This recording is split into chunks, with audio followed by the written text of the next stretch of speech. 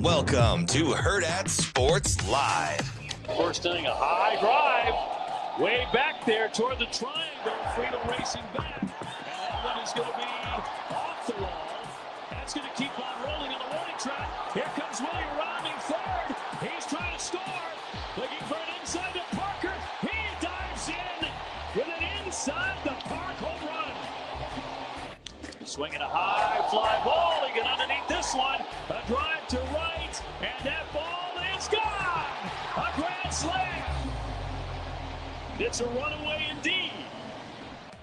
In the air to center field. Merrill going back towards the wall. He leaps in. Merrill makes the catch in center field. Oh, that's Jackson Merrill and a little Merrill madness. Going. The pitch is up and out. The throw goes off of Hellman out into center field. Hellman scrambles to third. He's going to turn it. Here he comes to the plate, and he is safe. Unbelievable daring. Good morning. Welcome into Hurrdat Sports Live, presented by Centrus Federal Credit Union. That's DB. I'm Ravi, Lulla here at Hurrdat Sports Bar and Grill. What's up, DB? How we doing? We're doing pretty good. How are you? We're good. We're not going to keep it on this channel, though. No, we can change it. I got my tennis over here, so I can change yours. Yeah, let's do that. We're not going to double dip with tennis on two TVs. Well, I mean, you can only see one of them. No, but I don't need. I mean, Pagula already lost to Concierto. Yeah, it was like 58 minutes. That was pretty rough. Yeah, she's a 3-seed too, right? Yeah, just dispatched. Yeah, unceremoniously. Doesn't seem like this is going to be a good run for the old United States. The Americans are going to have a tough go. Yeah. Man, especially getting upset like crazy. And you almost lost your boy yesterday, so I'm glad we didn't have to deal with that because I'm not interested in seeing you in that bad of a mood. He wasn't going to lose. It was all right. That's just what he does. Okay. I mean, don't get me wrong. It's frustrating. Well, I mean, sure, but it's not. I get it where he has the kind of get up, but you play with your food. Sometimes you go hungry. Well, I told you before even anything. Knowing how you felt about his temperament, that's not a good first-round matchup. Yeah, Fognini is really good. I said that last week when I saw the draw. You did immediately. I'm like, that's not a good draw. No, that's a tough draw for him. Like that's a tough beat, yeah. And we saw that. And honestly, if there isn't the age and probably energy disparity there, like that probably goes the other way. Yeah. Like he ran out of gas. That fifth set was like, whew, quickie. That was a hey we. Probably enough playing around. Probably only had the 4 hours in me if I'm the 38-year-old. Yeah, so I'm like, but the downside to getting it off tennis is I'm not interested in reading about or hearing about the Steelers or LeBron's 53 mil. So you don't want to hear the people are trying to put together trade offers for TJ Watt? I'm torn. You know, I'm a huge Watt guy, obviously. I told you I would make the case that he is the single most important person to his team. Mm-hmm. You know, not that is as a non-quarterback. So I think I could make that. I mean, I think you can make that argument. I wouldn't. I think their win percentage when he plays versus when he doesn't is incredible. Yeah, I wouldn't fight you on that at all. So, but as a Steelers fan, I have seen this, I don't know, 10, 15, 18 times where a key cog in the organization isn't brought back or they don't get a deal done or is outright released. Yeah. So I've seen it for years. It's kind of funny because that's the thing that always gets attributed to Belichick and the Patriots. The Steelers have been doing that for a long time, too. Yeah, well, without question. Like, that's just kind of how they operate. I've seen it. I've seen it a lot. So you think if they say, hey, we'll accept these trade offers, then it'd be nice. Give them the benefit of the doubt. It'd be nice if they could get a couple of first-rounders. I do think they have a good group of some young pass rushers, but, I mean, it's Watt. Yeah. And impact pass rushers are hard to come by. But I was clearly worried. I think we even talked about this in passing when Myles Garrett got the big money. Set the market. Yeah, that was going to be a problem. This is low key why I know we talked about this a little bit. Not everything has to come back to Nebraska. It's low-key one of the reasons I'm high on this defensive line. As good as Nebraska was last year there, not a lot of impact pass rushers, right? And that's been the case for how many years? Since Gregory, basically? It's been a while, yeah. So we're talking decade plus. There's multiple guys on this team that I look at and say, hey, they can be impact pass rushers. So I'll take my chances there. I hope you're right. I don't know about natural pass rushing, but I hope you're right. I hope so too. I mean, I could see a lot of it coming through pressure though. Yeah, and design. Yeah, which I feel pretty confident about. Yeah, because it's going to be highly competitive. I mean, even guys, you hear Coach Butler say, well, you don't really hear him, but like I know he feels like this is going to be a competitive camp, and without any preconceived notion or slotted spots, if in fact they actually operate like that, it's going to be just let it open up. Yeah. So I think going back to the Steel City, I mean, listen, it was a busy day yesterday. And anytime you can have John O. Smith play with, Freiermuth and Metcalf, and you think you give yourself a chance. Defensively, they always find a way to figure it out, but it has lately evolved around T.J. Watt. So, I mean, it'd be nice to recoup a first rounder or two. Get a little younger. Yeah. Get some young. Because they have gotten younger on defense kind of before our eyes. But, I mean, this is the first time, I think, in a long time where I get the sense that Tomlin has to win a playoff game. I'm not going to say hot seat because I don't think the organization would do that to him. But I could see parting of the ways. And I hate to even say that before the season starts because there's, very little defeatist attitude in me. But I don't know. It's clearly critical. I am not encouraged by about Watt being signed. Yeah, I would have to imagine that is. I mean, you kind of just wanted to get resolved one way or another, though, right? Is that where you're at with it? You just don't want it lingering? Not so much that as because whoever gets him, I don't want them to reap the benefits right away, so they can go ahead and slow that process down. I mean, I don't care. So you're sort of resigned that he's not coming back, so you want it to take as long as possible. I'm probably 70-30. Okay. I mean, I was talking to Amazing Daniel last night. I'm just like, I just don't see how at this point in the offseason they get the deal done. It's just not really what the Steelers do.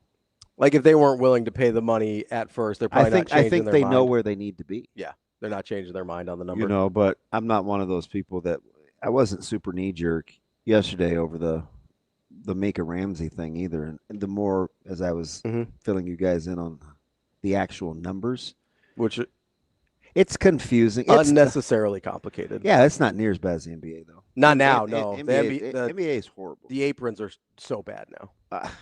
I mean, and I get it. You guys think you're pretty slick with what's going to happen with Kuminga, but even that's complicated. The value. Remember, I sent you the the $25 million for the $25 million and the sign and trade, and you can't get a guy worth more money, and it has to be like a 1-for-1 because you can't split it up into two when you're over the second apron. And it's stupid. Well, it's basically the opposite of what the Steelers just did with Jalen Ramsey's money, right? They could defer that. Yeah, they split that thing up over the 3 years. Yeah, and actually, I have no idea. I mean, I have no idea what the Dolphins are doing. I don't either. Well, clearly they're in a rebuild. Yeah, I don't know if it's a bad news if you're Tua and McDaniel. Well, let's just call it a reset. I don't want to say rebuild. I don't want to say rebuild. They're clearly in a reset. I feel like a reset's what you call it when you don't want to commit to a full rebuild. Well, I mean, they let the Steelers shave off like $3 million. And I mean, I get it. I mean, I don't know if Jacob was trolling me. He's like, 28-year-old Minka for a 30-year-old Jalen. And I'm like, yes and no. Yes, and especially if Jalen can play inside and move opposite, like maybe be a nickel, which I think he's capable if he's willing. Which would accept. Yeah. And who knows what you're going to get, but now you've got Jalen, DK, and Aaron. And so they need to get off to a good start because they're going to get a ton of microphones. Yeah, they got too many knuckleheads in there, and they're all to weird, struggle early. In their own way. I mean, DK seems maybe this is my perception. I agree. He's the least volatile of the bunch. He seems less toxic. Yeah, of the three. I agree. I agree. I think Aaron's probably the most toxic. I'd probably go. I don't know. I'd probably go Rodgers. If nothing else, positionally. Aaron Rodgers stuff isn't. I mean, it's what we make it with A-Rod. It's not football. I mean, it's hot takes about, what's going on. So you're saying you think he's liked better in the locker room than Ramsey? I 100%. Okay. But I've said that all along. I've said that pre-Steelers. Yeah. His team. I haven't heard much about his teammates. His teammates seem to like him. Yeah. So I don't really worry about that. Now, whether he's in a cave or likes ayahuasca or doesn't want, vaccinations or he's talking politics, that's the part where people take umbrage typically. I mean, it's not like he's saying things like, well, got to get better receivers or, you know what I mean? It's just, they aren't like hot football takes. Yeah, he needs to go sign Alan Lazard. So, I don't know. I'm just not super confident over Watt at all. And I'm also not upset about LeBron's $53 million either. Now, you aren't upset. I'm not. Yeah. If I'm LeBron James, I mean, I get every penny. Sure. I just do. What he's done for the league, I think, is he's owed every dollar. Yeah, you could make for as much as I dislike him, you could make the case he's underpaid. Oh, I think if you look directly, just look at Cleveland for example, right? That franchise almost collapsed when he left the first time. You could, for as much money as he's made, and he's made plenty. His market value, if there was no cap and there was no restrictions on contracts, would be dramatically more than he's been paid. And quietly, I like how the league has kind of had to restructure during the CBA. Kind of started with the way he wanted to do contracts. Mm-hmm. Short runways, big numbers, maximizing the numbers. Mm-hmm. So a lot of people have him to thank for how they can do their contracts. You look at some of these free agent signings, man, 2-year, 40-some mil for that? Some of the longer-term money has been tamped down a little bit, though. It has, because I think with the luxury tax being hard line now. Yeah, people are getting they're pretty savvy, and it's not built for the long haul. You got a 3 or 4 year window. Yeah, that's it. So I don't mind. The economics fascinate me. Mm-hmm. I was real slow to go on the Minka Ramsey thing, and everybody had their quick knee jerks, and I'm like, guys, and it's even more will come out in the next couple of days. Mm-hmm. But on the short runway, the Steelers are going to save about $3 million, which doesn't seem like much, but for the last 9-10 years, their cap space, it just hasn't been good. Yeah. So they need a little need a little cushion while I think they can still win. But the key for me is got to get at least one extra first rounder. Yeah. If you're letting Watt go, or just in general. Yeah, just get me an extra first. Yeah. Give yourself a chance. Yeah. I haven't been excited about their draft in years. Yeah, no, I feel that. And clearly, for as good as they are with wide receivers and some other areas in terms of targeting guys, can't find a quarterback to save their life. So, yeah, that seems to be going around. It's like the enigma wrapped in a riddle. It's funny, you sent me this list. I think TK was on that one too, with the top 5 quarterbacks in the Big Ten. In the Big Ten. Oh yeah. And number 2, I was shocked. So number 2 on the list is the one that really got me. I can't even remember. It went Sand 5, Raiola 4, Altmaier 3. Just 2 more? Yeah, number 2 is Dante Moore. Yeah, so 2 guys. So why I originally sent it was the highest spot that I had seen for 2 guys, which 40% of the top 5 and 2 of the guys are newcomers. Mm-hmm. I'm like, this is the first time I've seen a list like this. Yeah. I'd never seen Moore that high, and I had never seen Raiola that high. And Sand hasn't thrown a pass, so. And you know what? I did. Did you listen to kind of his? Yeah. His reasoning on saying made more sense. But it was very similar to Moore, too. The 2 was high, though. And here's the thing that I had an issue with. I got to send that to Shane just because I'd like for everybody to be playing with the same deck. Here's the issue I had with the Moore ranking at 2. Was it just the 2 of you on there? His reasoning was... What is he doing here? I think he just missed us. His reasoning... Hi. How are we doing? Well, that's kind of a surprise. I like the Carolina blue, though. Hey, I'm also wearing Carolina blue today. See? Yeah, I almost wore that pullover. I know. It's a good pullover. But the T-shirt under is with the new assortment. Mm-hmm. I don't want to be the adult dude that calls the other adult dude and says, "Hey, what are you wearing today?" But I do not want to dress like you. So here's I'm going to give you a little secret here. Cheat code? Yeah. So I always, whenever I'm wearing one of these, I'm always wearing a T-shirt underneath that I don't mind pull wearing. it off. Yeah. So it's not, if we show up wearing the same thing, not a big deal. All right. So we'll take care of it. All right. I've thought about this ahead of time because I was like, I also don't want to be the matching guys.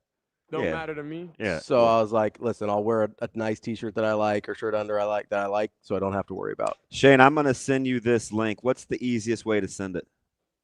Email's cool. I knew he was going to say that. That's the one I don't want to do. Okay, then text it to me. Are you sure? Yeah, do it. I don't want you whining. He's definitely going to whine. I don't know what the volume is. I don't know. You gotta do What that. is up? Yeah. Well, the text message didn't come through. Yeah. It's fine.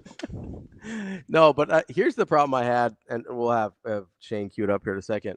The problem I had with we should have sent it over to Suave so he could put the graphic up, but I could screenshot it to him. The final. That's true. Yeah, you can get it over there. The Dante Moore. You think Suave is up? Oh yeah, he's up and cracking. All right. I'm sure, unless he's one of the 32 kids is up. Had a call to the hospital, which I don't know if he has or not yet. It's just a very, very, very interesting list. But I'll send it over to Suave. Here's the pushback I had with Oregon, or with Dante Moore in Oregon at number 2. His reasoning was, I have to count on the development of Oregon's quarterbacks. Yeah, you talking about all the old heads, which doesn't really count. What did they do? Like, was Dylan Gabriel the same guy he's always been? I mean, pretty much. Okay, so how did you feel about Bo Nix? Bo Nix got better, but who was the offensive? And it wasn't on Lanning's watch. Well, so it was, but it was on Dillingham. Yeah, he came the same year. I looked it up last night. He came the same year Lanning was. I'm talking about Lanning as a developer. Dillingham was the guy that should get the credit. Dillingham was the OC. It wasn't on his. Lanning. And Lanning's a defensive guy anyway. Like I sit there and I go, okay, so Dillingham was the OC the year that Bo Nix made the leap. That guy's now at Arizona State. And listen, he had a great year the year after without Dillingham once Dillingham went to ASU. But that leap came with a guy that's no longer there. Gabriel was exactly who he was. Like, what development are we talking about? Yeah. I can play your clip whenever you want. Go for it, bud. Do you want to go through the whole thing or just Dante Moore? Let's go through the whole thing. All right. It's not that long, is it? No, okay. It's not. This is very interesting. Shane, cue the because AJ can't get the graphic up. It has to be Suave, right? Well, I don't know. You got lips. Speak up. I'm just glad you're in our bed today. Someone sleeping in our bed. Can you do it, AJ? Okay. Wow, we got both of them? Oh. Hey, did we miss the memo? Are we partying and nobody told us, or are we in trouble? Is this our chaperones? I don't know, but your boy needs an excuse to drink in the morning. That would be fantastic right about now. So if we're having a party, let's giddy on up. All right, Shane, let's hit the audio there. Here's my top 5 quarterbacks in the Big Ten in 2025. At number 5 is Julian Sayin at Ohio State. You can't keep an Ohio State quarterback of this talent level out of the top 5, especially with the best skill players in the country around him. Maybe I'll look bad for having him at number 5, who knows, but with Sayin still not even named the starter, this is where he sits for now. At number 4 is Dylan Raiola at Nebraska, the former 5-star quarterback, second year starting for Raiola, flashes of brilliance every weekend in year 1. You could see the raw talent he has. task. We're going to see an even more complete player this season, and the schedule lines up for much more wins in 2025. Number 3 is Luke Altmaier at Illinois, another Big Ten veteran leader. This is Altmaier's 3rd season starting at Illinois, and it feels like the public isn't quite aware. Altmaier's coming off a 22 touchdown and just 6 interception season. If Altmaier takes the next step, Illinois will compete for a college football playoff bid. And number 2 is Dante Moore at Oregon. This is a pure projection pick, but it feels safe when you consider Oregon's success developing quarterbacks. Shane, pause. With Dante Moore's talent level, and I feel. Is it the feel safe part? Yes. Okay, keep going, Shane. Great about this one. A player like Moore getting the opportunity to see the field as a true freshman at UCLA and then get his development year in 2024 at Oregon is very underrated. Oregon's offense won't skip a beat, and Dante Moore is in the Heisman conversation. At number 1 is Drew Aller, quarterback at Penn State. He's the clear-cut number 1 quarterback in the Big Ten. It's hard to find a third-year starting quarterback at this level with 53 career passing touchdowns to just 10 interceptions. Add in another full offseason with his offensive coordinator, Andy Kotelnicki. Listen, Drew Aller made a phenomenal decision coming back to Penn State for 2025. He will compete for a national championship and become an all-time Penn State legend. Let us know in the comments. Now, that's Adam Brenaman from the Big Ten Network, in case you're wondering where that came from. So he went Aller 1, Moore 2, Altmaier 3, Raiola 4, Julian Sand 5. You couple of issues that furrowed your little baby hairy brows. So my biggest issue with saying is we don't even know if he's going to start. He did admit that. Yes, but like it's hard to put a top guy in the top 5. You don't even know if he's going to start. All right, but hang on though. So like Shane, go back to the very beginning. I have the please. least amount of problem with saying compared to Moore. Let's walk through this. But Let's listen to what Adam said. Yay or nay that this is true. Okay. Go ahead, Shane. Here's my top 5 quarterbacks in the Big Ten in 2025. At number 5 is Julian Sayin at Ohio State. You can't keep an Ohio State quarterback of this talent level out of the top 5, especially with the best skill players in the country around it. Maybe I'll look bad for having him at number 5, who knows, but with Sayin still not even named the starter, this is where he sits for now. What did he told no lies? he did tell no lies. I still think there's an argument to be made that he shouldn't be on the list. Okay. That's so I'm cool with that. I just want to know how you're thinking. So because he doesn't make it so. I want to say that. Yeah. But he did give you all the rationale, and he did say, hey, look, man. I mean, the rationale is basically like it's an Ohio State quarterback. They're going to be good. Yeah. Which I can live with. And he also admitted that he may not even be the starter. Well, he said, but for now. So he said he hasn't been named the starter yet. The way I heard that is he expects him to be named the starter and doesn't have a lot of question about it. Oh, I don't know. Maybe I'm processing that differently or incorrectly. Shane, one more time. One more time From our the listeners. beginning. From the beginning for our little listeners out there. Here's my top 5 quarterbacks in the Big Ten in 2025. At number 5 is Julian Sayin at Ohio State. You can't keep an Ohio State quarterback of this talent level out of the top 5, especially with the best skill players in the country around it. Maybe I'll look bad for having him at number 5, who knows, but with Sayin still not even named the starter, this is where he sits Stop. now. That's not how I heard it. Still not even named the starter yet. Isn't that he's expecting it? So it in the was context, more like still. So in the context of what he says, he goes, I may look bad at having him for number Raiola at 5, Nebraska. even with him, but with him still not having been named the starter yet. He said Like- even named. Like So what I heard, when I hear even, Yeah. I don't even want to talk you into it. There's context clues in the verbiage. so Though. what I heard is within the context of him having him at 5 is he thought if he had actually been named the starter already, he'd have him higher. Okay, but listen, That's how I processed it. so if we're waiting on Suave, right? And he said, "Oh man, I'm going to be here at 7:10." I said, "Oh, I expect him here at 7:10." Mhm. And it's 7 whatever, and I go, "He's not even here yet." What does even mean to you? It means he would have expected it by now. In that context, that's how I took it. Okay, so you think he hasn't even been named the starter yet? I think he's saying, I know I'm saying this without him even being named the starter yet. So That's how I look at it. The way I took it was I've got him at 5, and if he'd been named the starter already, he'd be higher. Sorry, Suave. I know you're usually punctual. Like that's how I just made that time up. That's how I took it. Is if he had been named the starter already, he'd be higher on the list. All right, let's go to Shane. Drag that little mouse thing, the Jerry of the Tom and Jerry, and go to Moore. Number 2. I don't have a huge issue with saying just not the way I do with Moore. Okay, that's fine. I just I get the logic of, hey, it's the Ohio State quarterback. They're going to be good. we're just shooting a breeze. Let it rip, Rick Liquid. Dante Moore at Oregon. This is a pure projection pick, but it feels safe when you consider Oregon's success developing quarterbacks. Pair it with And he lies there. Yes. The development Oregon's of quarterbacks. success with developing quarterbacks. They haven't done that. Dillingham did it 1 year with Bo Nix. Dillingham doesn't work there anymore. Dylan Gabriel was exactly the same guy he had always been, and those are our only two examples under Lanning. Okay, you can't go back before that. Go ahead, Shane. Dante Moore's talent level, and I feel great about this one. A player like Moore getting the opportunity to see the field as a true freshman at UCLA and then get his development year in 2024 at Oregon is very underrated. Oregon's offense won't skip a beat, and Dante Moore is in the Heisman conversation. At number now one. That is out there.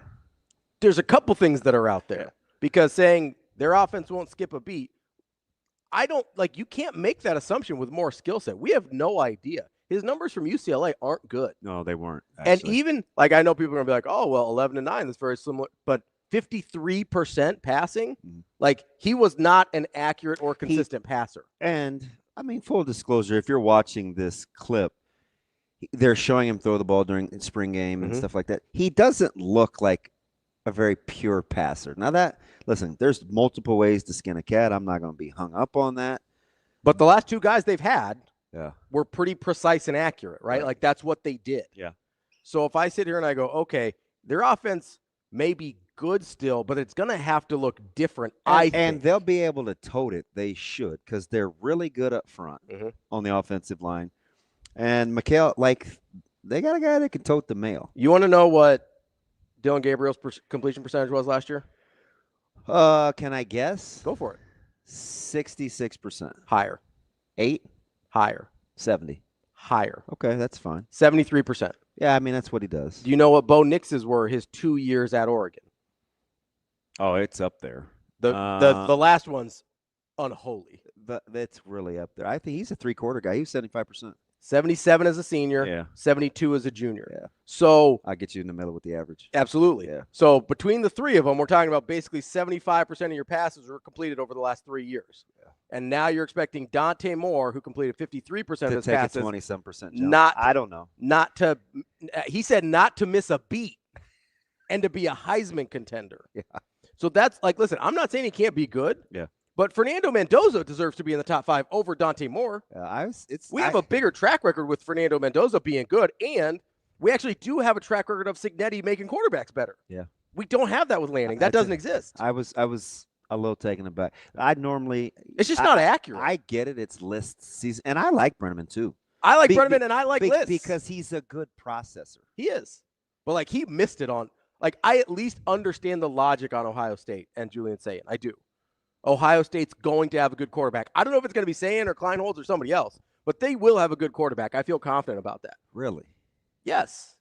I feel like they will. Can I just say this about Ohio State real quick? Yeah. You know the one assumption I'm not willing to make? Quarterback? No. What? We're missing the great big picture. What's that? And this guy's already being compared to Trent Williams, and he's a rookie. Ohio State lost a lot up front, man. Fair. They were really good. Simmons was we're making the last position I want to assume about is O-line. Fair. Totally fair. And so that was the secret sauce for that football team the last handful of years. They were good up front. And they weren't even and they were really good up front last year, and they still weren't physical enough for a team like Michigan. So can I make the argument to you? You probably could. You always ask. Sure, if you want to. Can I make the argument to you that the offensive line could cost them games, but their quarterback will still put up pretty good numbers? Yeah, I don't know. I'm using the Shedeur Sanders model. I'm looking.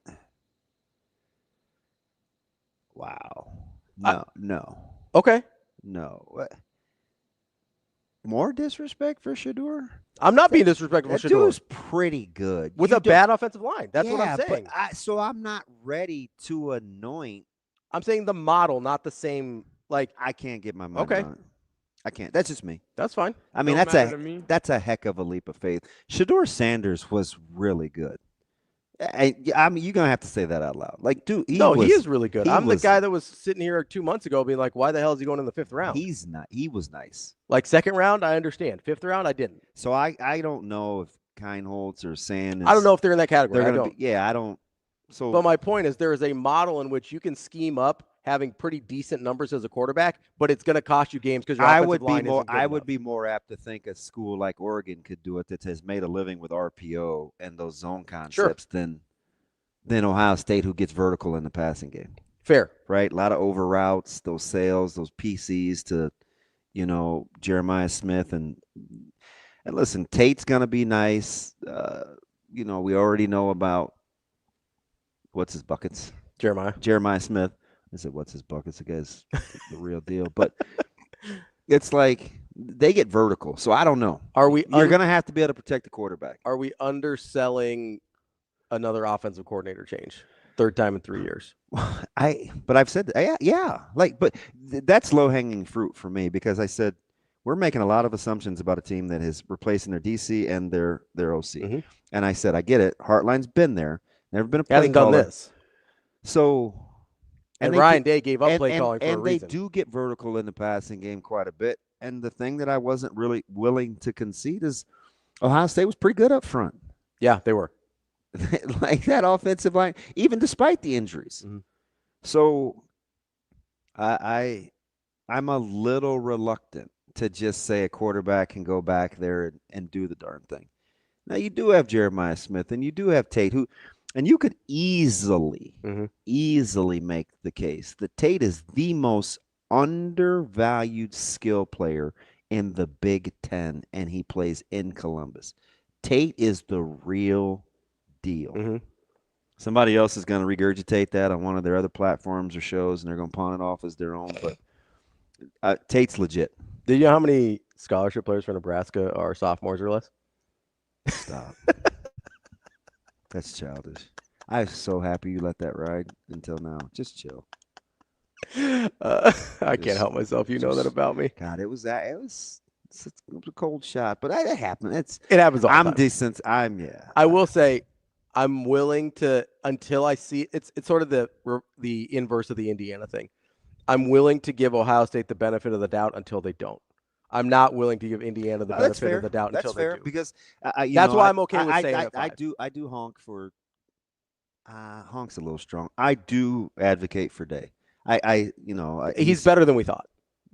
He's better than his critics thought. Yeah. I don't know who we is. I think just the royal we. He's better than his critics thought. Yeah. And I've said that from the jump. But and listen, he might have been born on third base, but he still figured out a way to score. I don't see. You know the funny thing about that?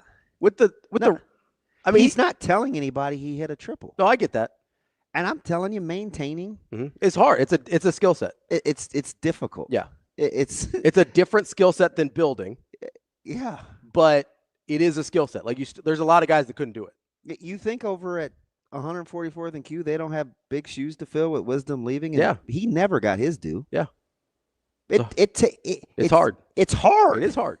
I've seen it. It's what hard. Wisdom was doing to control, we've seen it. I mean, that's hard. We've seen it here. We saw and I know that listen, you love, and I'm cheering for his guy, because I'm not openly rooting. Oh, Gold Miller stuff, but I have a. You want people to be successful. I do, and I have a certain level of appreciation for. Number one, it's a tough job because of the expectation. Number two, it's a hard act to follow. Right? One of the reasons why I admire Coach Samanji so much is Coach Freund was really, really good. Yeah, he was incredible. Really good. And Samanji took it, and I mean the last 4 years have been just as good, if not better. You know how fortunate, just to get a fresh set of eyes with that knucklehead 2020 whatever class. I just had this conversation with Caleb in the car yesterday. Was it 2024? Is that the class? Whatever. Yeah. That's that team. Like a fresh set of eyes to next level those guys' expectations with no preconceived notion. Yeah.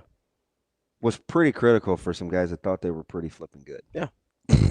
And I mean, we've seen it here up close where sometimes it just fits, and it's hard for those guys to do. So I give Day. I don't love the third base thing, but I understand why people say it. So he can have been born on third base and still not be bragging about the triple, right? I mean, he was given everything to succeed. He still had to do it. Would you rather have to slide in on a bang play or get in standing up? Absolutely not. You want to get in standing up? Yeah, right? I would. Listen, I'm not begrudging. I would love to be born on third base. That'd be terrific. You know I'm what I not mean? complaining about it. I just think sometimes we're a little disingenuous about that. I think he inherited one of the best possible situations, but we've seen that before and people fail. Yeah. Right? Like, I bring up Larry Coker for different reasons, but like that thing got away from him pretty hurry. Bill Guthridge.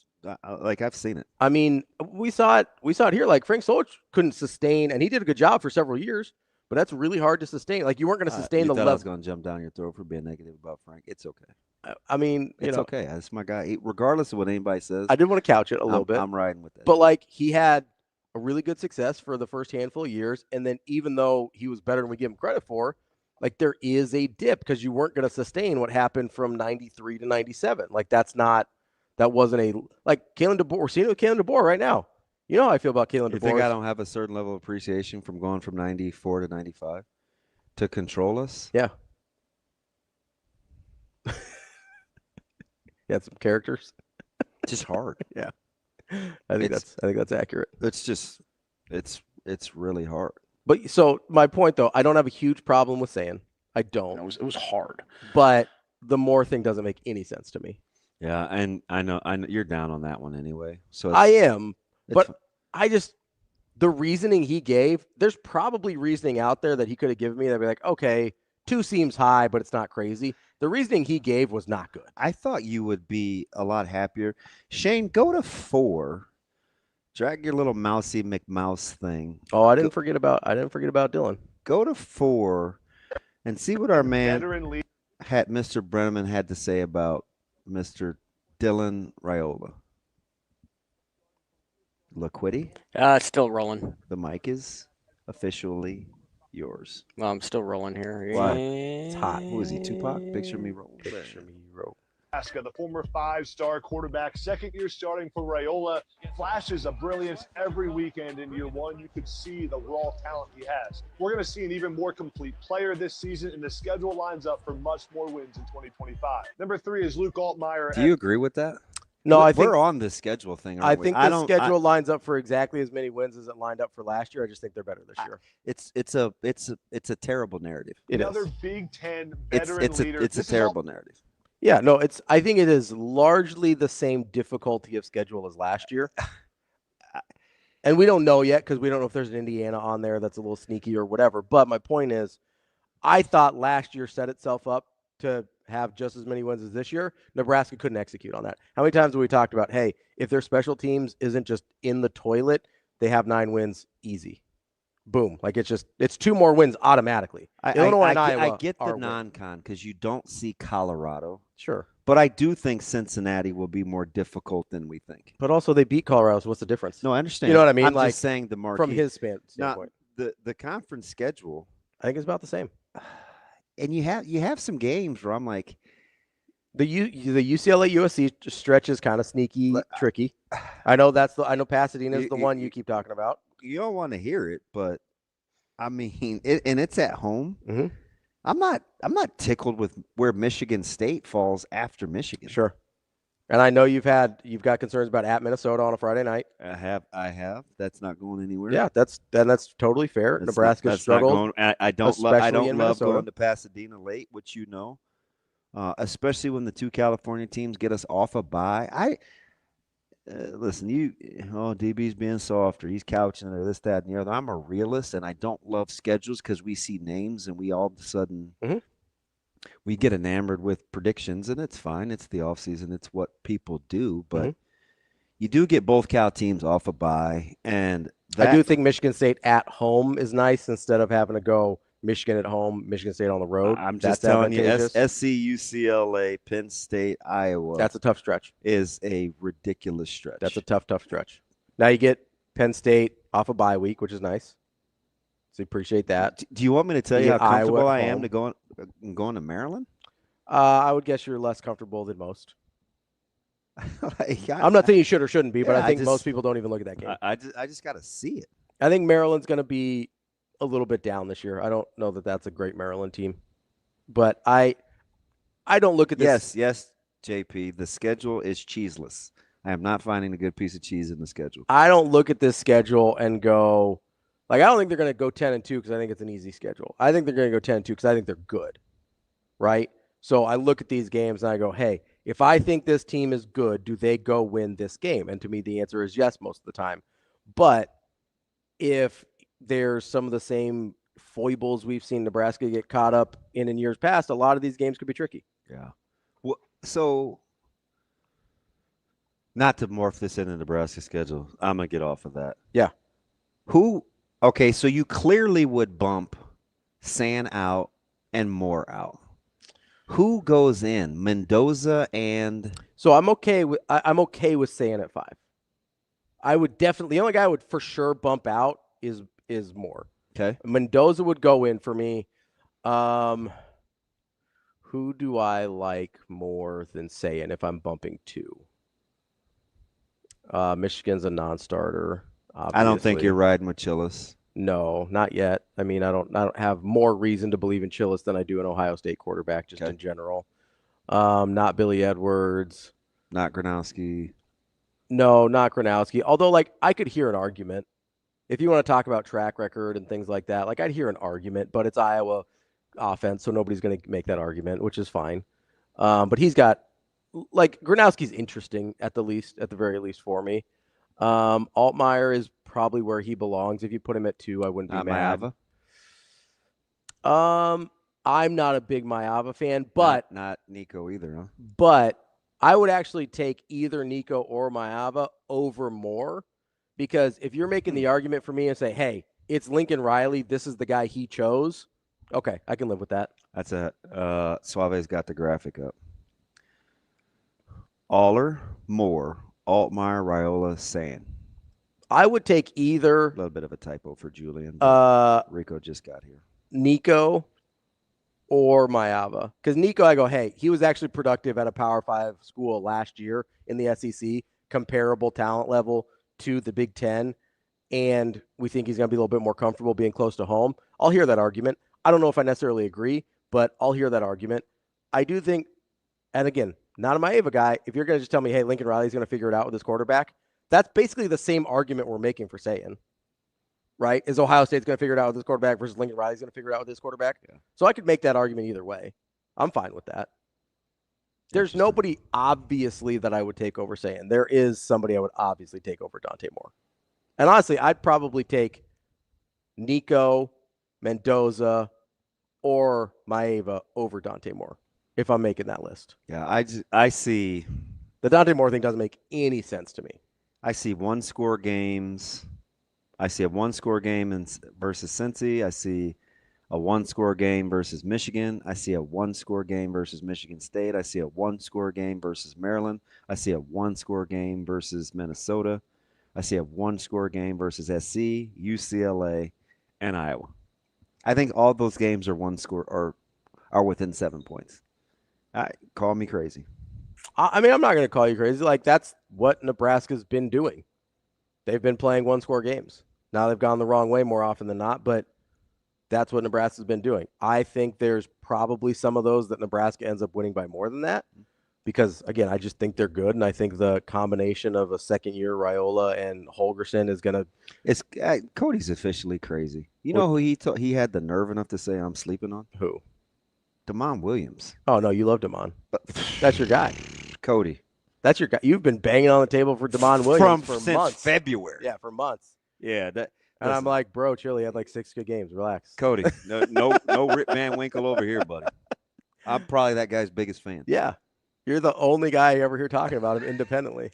And I'm like, I get it. You like Damon Williams. Yeah. Cool. That's what I thought you were going to say. No. But I know you're sick of me cramming him down your throat. And listen, you can make a Damon Williams argument better than you can make a Julian Sayin argument. No, better than more. You could make the D-Dub argument more. Now, you wouldn't put D-Dub second. No, but if you want to bump the list up and he's 5, that's fine. Yeah, I don't have a problem with that. Yeah, no Rip Van Winkle over here, Cody. I don't have a problem with Damon Williams. I actually think, should I take it a step further? Washington would be – who just had him 10th or 11th in the conference? Oh, I don't remember. Was it Phil? It might have been Phillip. Yeah, because I think I'm like, it felt like yeah, Brett was a little higher on him than I that. don't know, man. He didn't give us a placement, but he brought him up as kind of that middle of the pack team. Yeah. So I think he's a little Cianci? higher. Yeah. Yeah. I think he's a little higher on him than Phil is. But yeah, I mean, if you want to throw Damon Williams in there, like I can look at Dante Moore and Julian Sand and be like, yeah, Damon Williams is a better case than both those guys. I'm fine with that. Like Jed Fish actually does have a history of developing quarterbacks and developing offenses and making players better. Fafita's still waiting for Fish to come back. I know. He's like, hey, I miss you, buddy. Can you take me with you? Yeah. I'm like, You think very interested. Do you know how that played out? Was that a Fafita decided to stay or Fish decided not to take him? Yeah, I don't know. Because if Fafita decided to stay, you think he regrets that every day? Well, he had Tet and I get that. He had some weapons. I get that. And people liked Arizona. They did last year. They did. So I think if he had to play over again, he might have followed Fish. What do you think happens with our man Retzlaff? I still think he transfers. If you're not aware, the civil suit was dropped. Yeah. But like I said this to you in the text last night, BYU hardlines the honor code stuff pretty aggressively. Yeah. I don't think they're going to let up on the suspension just because the suit was dropped, because their issue wasn't the suit. It was the fact that he admitted to breaking the honor code. Yeah, but I don't know. I think they're going to hardline it. I really do. I don't think they're going to let the guys in which the honor code was brought up was the whole consensual versus non-consensual thing. But did you realize how old that was? Yeah, it's 2 years, right? Yeah. November 2023. Yeah. I don't know. And maybe Retzlaff leaves on principle. Where he's just mad at him. Mad. Yeah. You know. I honestly, maybe I'm thinking too much old school BYU. I really don't think they're going to let up on the suspension. Listen, they cost themselves a real opportunity with Jimmer as a senior when they suspended Brandon Davies. They were number 3 in the country. Oh yeah. When they suspended him. Like that was a legitimate final. Precedent has clearly been set. Yeah, like that was the second best player on a team that could have made a Final Four with the best player in the country at the time. Like if I get that's been 14 years at this point. That was like 2011, I think.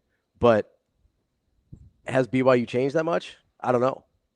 It doesn't seem like it to me. I don't think they're going to. I just don't think there's another contender that needs a quarterback as a landing spot. So I do have to entertain TK's question of, is BYU just still the best spot for him football-wise? Or does he go FCS? FCS is interesting. Where do you think? I know who wouldn't take him just because of his personality, and they like what they have at South Dakota State, North Dakota State. Yeah. Now South Dakota State might take him with Gronowski going. I know Coach Jackson well, so I thought maybe you were talking about his personality. I think, but with losing Gronowski, like maybe make that phone call. And their best athlete is at quarterback, but he is extremely unproven in Brookings. You know what Retzlaff would do at the FCS level? I know. I know, I'm not being disrespectful. That's why TK wanted his stats. Listen, TK, if he goes to the FCS, you are not getting those stats. I'm gonna. I do appreciate him lobbying, though. No, I get it. Group of 5, I'll think about it. Probably still a no. So do we go to the extra quarterback thing? I mean, over injury, how are we handling injuries? Do you get an extra quarterback if somebody goes out for the year? No. Yeah, I know. Like, I don't know, man. I feel like we may have to do TK a solid. Feel like he needs to do better. You let Shane pick a golfer that was 4 strokes in the lead on a Thursday. That's fine. It's because it's Shane. And not only that, his last pick, you didn't even make be a long shot. He got to take Fleetwood. And you're going to hold TK hostage? Too bad. We'll see where he lands. And Shane won. We'll see where he lands. It's not fair. You don't even like the guy, and you let him get away with bloody murder. Who said I don't like Shane? Well, you're mean to him. I'm mean to everybody. That's true. Oh, come on, don't be dramatic. Although, you know who you're not mean to? Who? Rico. Oh, I love Rico. Which is silly. I'm mean to Rico all the time, though, in the office. You just don't see it. Oh, look, he's vouching. Rico, am I mean to you? You're just a Richard head to begin with. I wouldn't call it mean. No, There's varying degrees. Oh, yeah, there are. But if you're like, oh, everybody you're mean to, you don't like, then you wouldn't think I like anybody. I like a lot of people. I'm just mean to everybody. Can I ask you one more question about this? Because we heard very little about the OC quarterback relationship in that list. Under or overstated? I think it's understated. Yeah. That was my whole argument with Dante Moore. Like we're just assuming Will Stein is going to turn him into Dylan Gabriel or Bo Nix or Kirk Campbell at Michigan or like no. It's very, very, very interesting. You know, and part of my reason for being so excited about DR is Dana. 100%. I mean, do you not remember like a month ago I'm like, he's never not been good at this? I'm pounding on the table. Like, that is a huge part of this with Dylan. And with my thinking Nebraska is going to go 10-2. Moore is an incredible leap of faith. I think it's a blind leap into nothingness. Like, you're as likely to splat on the rocks as you are to get caught by anything. Splat on the rocks. Like, all I can think of is Equalizer 2, where the storm is going in the cod and the dude's eyeball is dangling out and he hits the rocks down below. That seems splat. Seems aggressive. It was a great movie. Actually, it wasn't great. It was good. It wasn't great. TK Equalizer said, 1, the greatest. Equalizer 3, greater than 2. Oh, you like 3 greater than 2? Yeah. TK says, give me that SDSU natty. Yeah. I'm not giving you FCS stats. We'll see where he lands, but you're not getting FCS stats. That would be a tough move for Coach Jackson because I do think his best athlete is playing quarterback. Yeah. But is his best quarterback playing quarterback? That's a good question. I mean, here we are just hypothetically spitballing Retzloff to Brookings. You never know.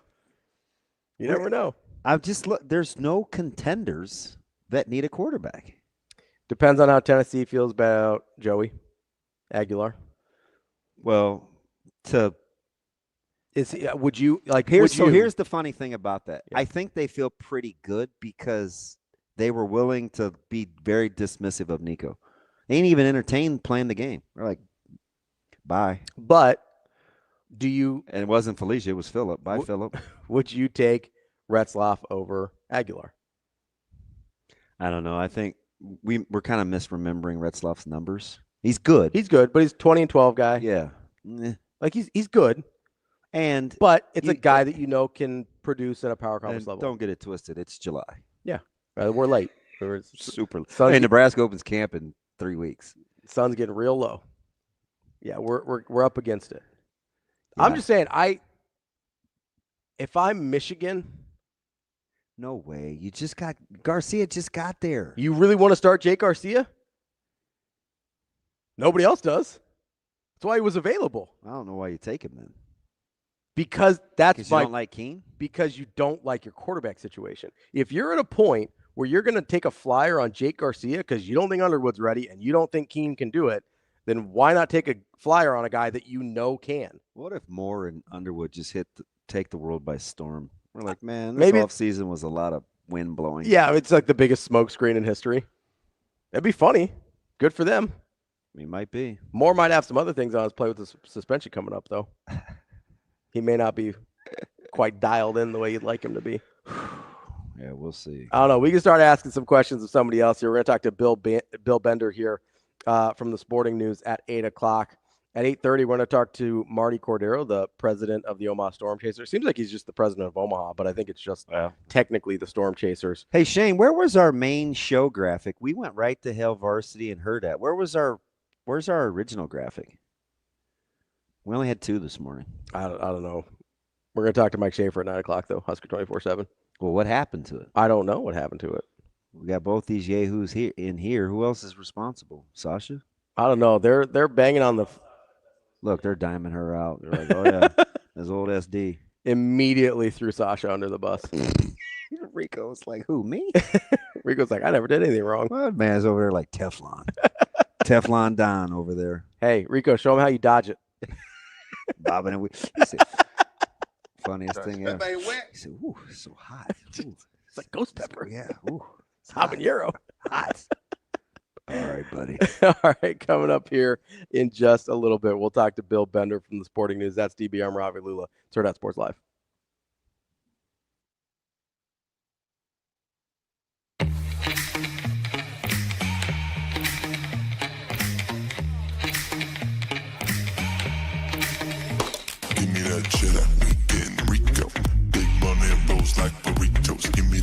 hot sauce, no pico, give me that.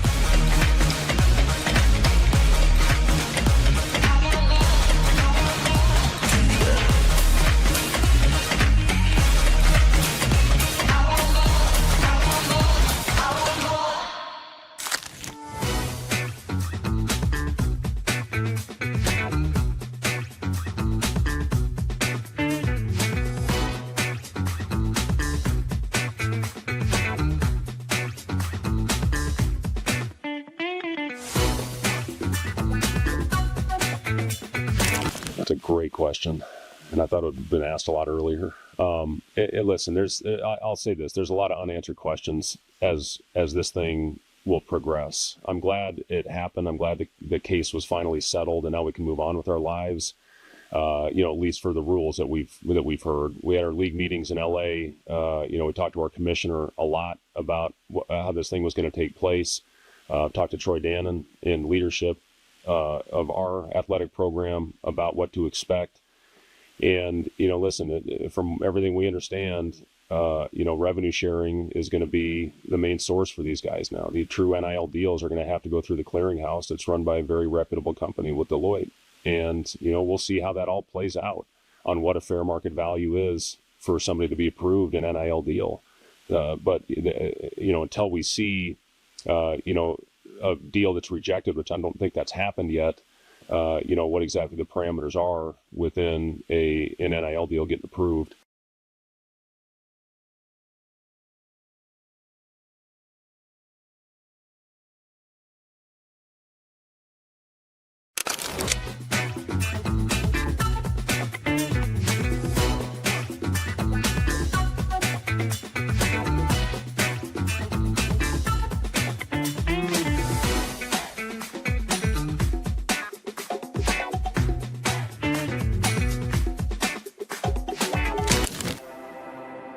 We're in the neighborhood, just down the street.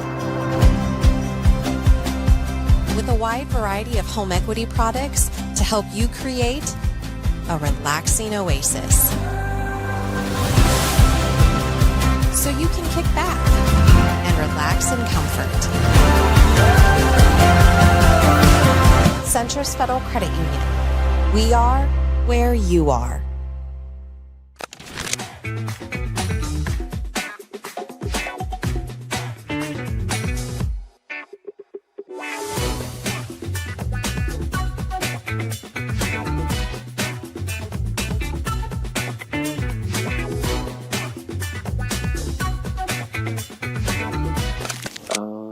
A lot of pace, definitely like high IQ. Feel like you really can't be as selfish a little bit. Like I said, just setting up other players. When I first got into the role, obviously it was a little nerves, my first time playing it, so I just had to go through that, the good and bad, and just take all that and, kind of just implement it now. Really.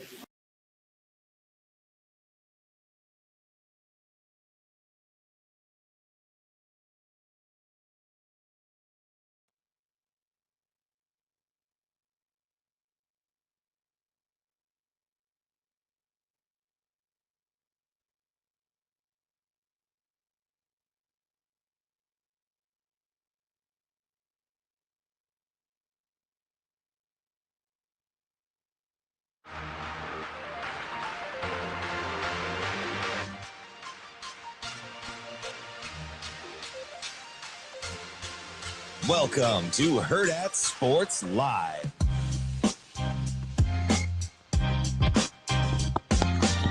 I have a question. We're back here on Hurrdat Sports Live. No, I have a question. Presented by Centris Federal Credit Union. What's up? What's your question? Hi, Centris Federal Credit Union. What's your question? You need some financing, a car, vehicle, your house. Just take out a loan. Go speak to our nice, kind folks at CentrusFCU.org. Yeah. Federally insured by NCUA. Equal housing lender. I was going to make fun of you, but I cut you off, so no, go ahead. Very fitting. Why are we so big? What do you mean? Like, how's your camera on the stream? Why am I That big? looks normal. What's wrong with mine? You think I want to see myself like that? Oh, it hit something. It's I don't know escape, exit, get out of there. Yeah, I don't know what you're doing. Looking huge. I think you just blew up your screen there for no reason. Yeah, that happens. That happens. We good? We get it figured out? All right, my man Jared's in. J-Rod. Everybody's in. We're missing a few. We're missing my man JMP. We're missing who's my other funny guy? Cornflicted. You know who was a kind of a low key menace? Who? Kamala. Oh, I've only seen him He in there a comes. couple times. He flashes in. Johnny Pig says it's all the protein. That's why you're so big, getting all swelled up. Actually, just the opposite. Freaking teeny weeny. Shane, how far are we from B2? I think he's calling him right now. We'll get to Bill Bender here from the Sporting News in just a Working second. on it. Working on it. I had a couple quick. Oh, there he is. That's my man. He said, "I'm just lurking." That's my dude. Cornflicted. We like Cornflicted. Just lurking out there in the fields. I told you why. Why? He clearly can get in the weeds with sports. Oh yeah. He's got some. I need a weed guy. Not for my crabgrass. I'm just saying, like, I need a guy that can get in the weeds. When you said I need a weed guy, nobody thought crabgrass, man. We have Bill here. I'm on record though. That's not my jam. Not even close. Let's get Bill Bender from the Sporting News covering college football with us in here. Bill, how are you this morning? Bill, how you doing? Hey, I'm doing well. Thanks for having me on. All right, Bill, it's very fitting. It is the 1st of July, and I'm ready for some hot takes. So a guy that, you're typically kind of in the middle, a little Switzerland-y. I have some hard questions for you right out of the gates. Okay. All right, you ready? If you're going to operate in the unknown of a first-year starter in a program, you pushing your chips towards Moore up there in Eugene or Sand winning the job in Columbus? Probably the guy in Columbus because he gets to throw to Jeremiah and Carnell Tate. Fair. I think that's the easiest. Rather than hand it off to McHale? I mean, that's pretty good too. And you're in an offense with Dan Lanning where, the last two transfer quarterbacks played very well. So track record's there. But I just think Ohio State, Sayin played well in the spring game. Lincoln Keenholtz improved. I don't know that he'll win the starting job. And then you have the thing with Julian Sayin, though, is he's going to have to look over his shoulder at Tavion St. Clair, a 5-star freshman. You guys know that everybody loves that 5-star freshman and can't wait to see him on the field. That's just how this game works.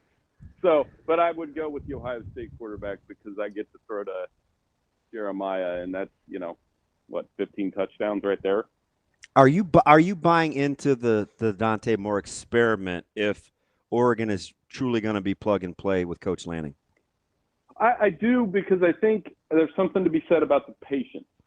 Not Dante's a 5-star guy, and he was, he probably played a little too early at UCLA, and he's had a year to sit and watch behind Gabriel and watch that Oregon offense work. And in the limited sample that he played well. Good size, NFL body, and the talent's there. So I do trust that.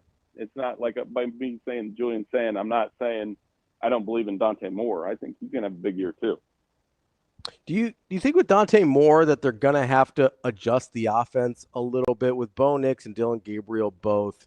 You're looking at super precise timing, accuracy, 70%. Yeah, I think the lowest completion percentage over the last 3 years has been 72%, which is ridiculous. Like, that's not, and again, we only have a smaller sample size a couple years ago with Dante Moore. That doesn't really seem to be in his wheelhouse in terms of how he plays. Are you concerned at all, or do you think at all that they're going to have to change things around a little bit to optimize his skill set? I think they will either way. I mean, he doesn't run as much as Gabriel and Nix either. And he's kind of slight. He's real slight. Like, not sure how many hits you want him to take. Right. So I don't know that they're going to take the extra. I don't have Dylan's rushing attempts in front of me, but Dylan ran less last year than he did at Oklahoma. Yeah. I'm pretty sure that's true. But the key to that whole RPO game is that threat, though. So that will be interesting to see if they still stay with it, because that's kind of how you get the balloon completion percentages. Correct. And I think that's what I'm watching with Dante is I think his accuracy in that, but like you said, the RPO, the zero, that the chart I always look at in Pro Football Focus quarterbacks, and I've probably said it on here before, is all those guys can complete passes 0 to 9 yards. And certain quarterbacks are a little bit better on the deep ball, 20 plus, that 10 to 19 range that I always look at. Okay, who can actually pitch? You know, can you fit the windows in that intermediate passing game? And that'll be the key for Dante Moore. That was what able to do very well in that offense right away. So I think if Dante Moore can do that, Oregon, most preseason publications, they're the third wheel right now behind Ohio State and Penn State. And that feels about right for now. And they don't play Ohio State this year. So, I think Oregon's going to be right back in that Big Ten mix. I'm curious about two guys that played last year at a power conference level that transferred into the Big Ten and who you like to fit better with. I'm going to give you Nico Yamaleva and Fernando Mendoza. Which one of those two is most appealing to you? Well, I think Fernando steps into I like him, by the way, in general. He's tough. You saw him play at Cal. He plays with a lot of passion. You can tell he cares, improved. And he goes to a place where they've played with a little bit of a chip on their shoulder with Curt Cignetti. Now, given the choice, I'll take Nico Iamaleava. And I think, here's why first impressions aren't always the worst thing. Remember Big Ten Media Day last year? Everybody was making fun of Deshaun Foster. Yep, he missed on his words a little bit. Yeah, there's two. They're located in Los Angeles. Yeah, I remember. Right. Yeah. So breakout, So at his breakout session, you got a few clues about who he really is. Like you could tell, players coach. Maybe he doesn't love being in front of the media as much. Who else didn't? Like Bill Belichick. Yep. Okay. So not comparing the two, but I'm just saying UCLA finished 5-7 last year, and if you watched them, they competed. They lost to LSU. They lost to Penn State. And they get a stud back at wide receiver. Correct. And then I think Nico is one of the top third quarterbacks in the Big Ten. You could say he's probably top 5. So interesting. Long-winded way of saying I like Deshaun Foster. I like Nico. I don't know if they're Big Ten championship worthy, but I think they're going to be a tough out. Interesting. So if I give you Aller, Altmaier, Mendoza, Raiola, Maeva, Nico, San, you still top 5 for Nico in the new conference. There's some fellas. I didn't even mention Moore. Bryce Underwood, who we're like, we'll see what his talent is. Yeah. But I think Bryce is going to have a similar trajectory to Raiola last year, where there'll be flashes of, you'll be like, wow, that talent's amazing, but there'll be some ups and downs. And I think that was a fair way to look at Raiola last year, and he'll take that next step. Altmaier, you mentioned him, that's a 3-year starter, 10-win guy. And in that Illinois offense should be pretty good as well. Drew Aller, who he's the most polarizing quarterback probably in the Big Ten, depending on who you ask. You look at his numbers, you're like, wow. You see his leadership skills, great kid. He's just got, like everything else at Penn State, he's just got to go out and beat the Buckeyes. Once he does that, I think, everything will fall into place. There were articles about Drew Aller ahead of that Notre Dame game saying NFL scouts would like him as first rounder this year. And I was kind of, I don't know. So I'm on the fence with him. I could see it going either way for Drew Aller this year. So here's the thing about Bryce, and I get your dab smack up there in that part. The thing, the reports so far, if you're kind of a tea leaf guy, haven't been glowing. Garcia comes in late in June. How much of it has to do with the relationship between Campbell, your OC, a young quarterback, and, Michigan outside the numbers? It would help to have some help in quarterbacks' development, right? Either like guys to give the ball to or guys you're receiving instruction from. How much of the consternation, hand-wringing in Arbor has to do with those two unproven commodities? I don't understand the lack of catching options at Michigan, and I always throw this stat out, and it's true. They have not had a first-round receiver since Braylon Edwards. Yeah. Which is wild. Now, some of that was they went to Rich Rod, and that offense is different. It's not like Jeremy Gallen wasn't good at Michigan. He had a good career. And there's a guy in Pittsburgh I hope is pretty good that used to play at Michigan too, in Roman. So yeah, Roman could play, right? Yeah. So Roman's good, but he wasn't first round good. Yeah. And we're not right counting now, Loveland. that was right. Like they've got the tight end. Yeah, true. They did have a first round tight end. But the receivers last year, I think their leading receiver had less than 300 yards. So yes, Bryce Underwood's going to need guys to throw to that aren't the tight end. And that'll be something to watch this year as we get into it. But I think the talent's there. I was talking to a source about him last Friday, and they said, great kid, great, like makeup.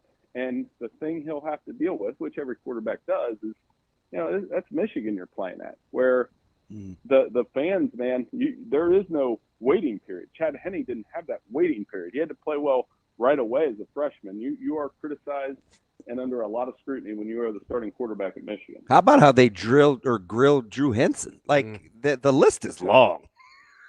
Well, Tom Brady, right? Like they didn't want Tom Brady to start, so that he did okay after. But it is in place the way that they break down those quarterbacks, and you have the unenviable task as well of J.J. McCarthy lived up to those expectations when he was there. Last year, the quarterback play was not great. That's an understatement. It was not good.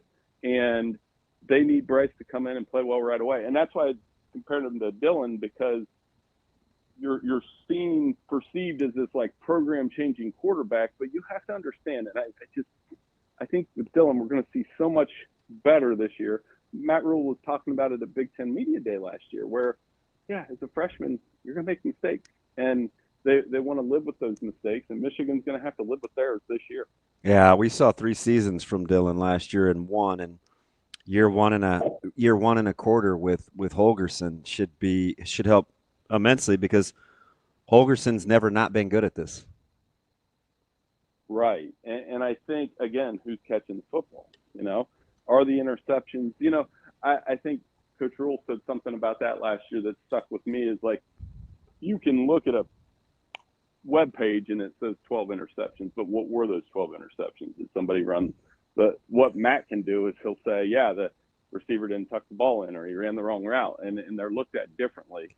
But I do think they need to cut down turnovers as usual. And if Dylan can do that and continue to build on the moments that he had last year, where you watch him and you're like, man, that guy, that's a difference maker at quarterback. I think Nebraska could be one of those teams that ascends in the middle tier. We talk about it in Columbus all the time. I get asked about it. People here were so impressed with how Nebraska played Ohio State for 4 quarters last year. And that was a game right down to the end. And not many people do that in Ohio Stadium. I know Nebraska isn't more. Remember those guys were leaving and booing, and I was right that front row seat for that one. And so, like I said, I know you guys don't do moral victories, but that just showed me that Matt Rhule's pushing it a little bit closer. If you can get a little bit closer, because Ohio State's the standard that everybody gets judged by in this conference. For you, legit, not legit, or will you actually make the pick? Who's more on the hot seat, in your opinion, deservedly so, DeBoer or Kelly? That's a great question. Because those are the two. I'll make a pick, but I'm going to take a second to. I would say Kalen's under more pressure, because it's just so hard to follow a guy like Nick Saban. Is it deserved? Or is that a different conversation? Okay. Well, kind of, because they lost to Vanderbilt. Oh, yeah. Good point. You can't do that. Right? Like, I'm trying to think. Your delivery was hilarious. Yes. Right. So I'd have to go back and look at Frank's first year after Tom Osborne, and like the comparison would be, and I know they didn't, but let's say Frank 9-3 first year would have lost to Kansas. Yeah, or lost to Pitt or Maine, Yeah, like somebody you're like, what? Like that Vanderbilt loss was eye-opening, and losing 4 games, and they're just not used to doing that. Now Kelly's a different kind of heat. It's the fit, it started with some like cringy moments, and then they lose 4 games last year. They don't like losing 4 games either. And they need to learn how to schedule an opener, because they're coming right out of the gate and playing Clemson at Clemson. So I do this stat all the time. They haven't won an opener since 2019. Mm-hmm. And you guys know this as college football fans. What do college football fans want to be more than anything else? They want to be 1-0. Yep. They want to win that first game when excitement for the season is so high. You've got to go get that one. And here they are going to Clemson and Death Valley. It's going to be brutal. So answer's still Kalen, but it's close. Do you think there is legitimate heat on Brian Kelly this year, though? Like, I don't know. I sit here from the outside and I go, hey, hasn't really done – weird for a two-time coach of the year, right? Really, Well, it seems like – sorry, go ahead. Like, I'll let you finish. Go ahead. Finish your thought. Well, I was just going to say it seems like Marcus Freeman is an upgrade at Notre Dame, and that ever since Brian Kelly left Notre Dame, for the reasons that – well, he sure has debunked the recruiting myth. For reasons that Marcus Freeman has really been like, yeah, that's actually not true here. It seems like Brian Kelly has struggled with quite a bit of options and weapons and everything in the cupboard he could ask for at LSU. Like, how real do you think it is that Brian Kelly probably needs to make the playoff this year? Well, we put our playoff projections out last week, and we didn't do it on purpose, but I kind of smiled when I had it set up that way. I was like, hey, can you imagine if LSU goes to South Bend for the first round? So is LSU in your preseason top 10, Bill? 11. Okay. Or 9 or 10. Yeah, they're there. And that's why, because they work the portal and he has a roster and he has a quarterback and he doesn't have a lot of excuses. So if you imagine a world where LSU goes like 9-3 or 10-2, which is possible, if they get that Clemson victory, they're going to be in good shape. Then they go and play Notre Dame in the first round. And then all of those things you said come to life. Marcus Freeman's relatable. That's the big thing with him. He made, we wrote this article a couple times last year, he made Notre Dame likable, which is very hard to do. He has fans. We make the joke all the time. I said, the wives like him because he's an attractive guy. He's young, energetic. He's recruiting, like you said. He's recruiting like crazy. And I think Notre Dame's here to stay with him. So imagine if they get a swing at LSU, the build-up around that game would be fantastic. Yeah, I'm still looking at the buyout numbers to see if he winds up in Pittsburgh if Tomlin doesn't win a first-round playoff game. I love both guys, so that would be something I would more than willingly swap over. But no sense in penciling in Freeman and Steeltown. Just do your work, Mike Tomlin. Well, and the other one, like, if you don't mind, they'll have him around here in Columbus. So, like, I'm not saying Ryan Day would ever leave, but when the Ryan Day pressure mounts, let's say, had Ryan Day and Ohio State lost to Tennessee last year, had that happened, there would have been a lot of people around Columbus saying, why can't we get Marcus Freeman? Which is the great irony that, Ryan Day just beat Marcus Freeman in the national championship game, but I mean, he's well-liked in Ohio, but at the same time, at the title game last year, the pregame buildup, he was not dismissive because he's polite, but he was, he's like, I'm the coach at Notre Dame. I haven't been to I'm going to recruit Ohio, and I love my time at Ohio State, but he was very definitive about, like, I'm the coach at Notre Dame. This is where I'm at. So, Bill, I wonder if you get the sense, because I get that Ryan Day just beat Marcus Freeman. I get that they just won a national championship. Like, is it crazy that there's probably some Ohio State fans that would still take Marcus Freeman over Ryan Day? I had to explain to my editor, he's a Vandy grad. So this is the second time I've talked about Vandy on this segment. But when I would tell him all year, and I've grown up here, lived here my whole life, or most of my life, and I said, there's a large population of Buckeye fans that would rather beat Michigan than win the national title. Yeah. And he's like, you're crazy, you're this, you're that.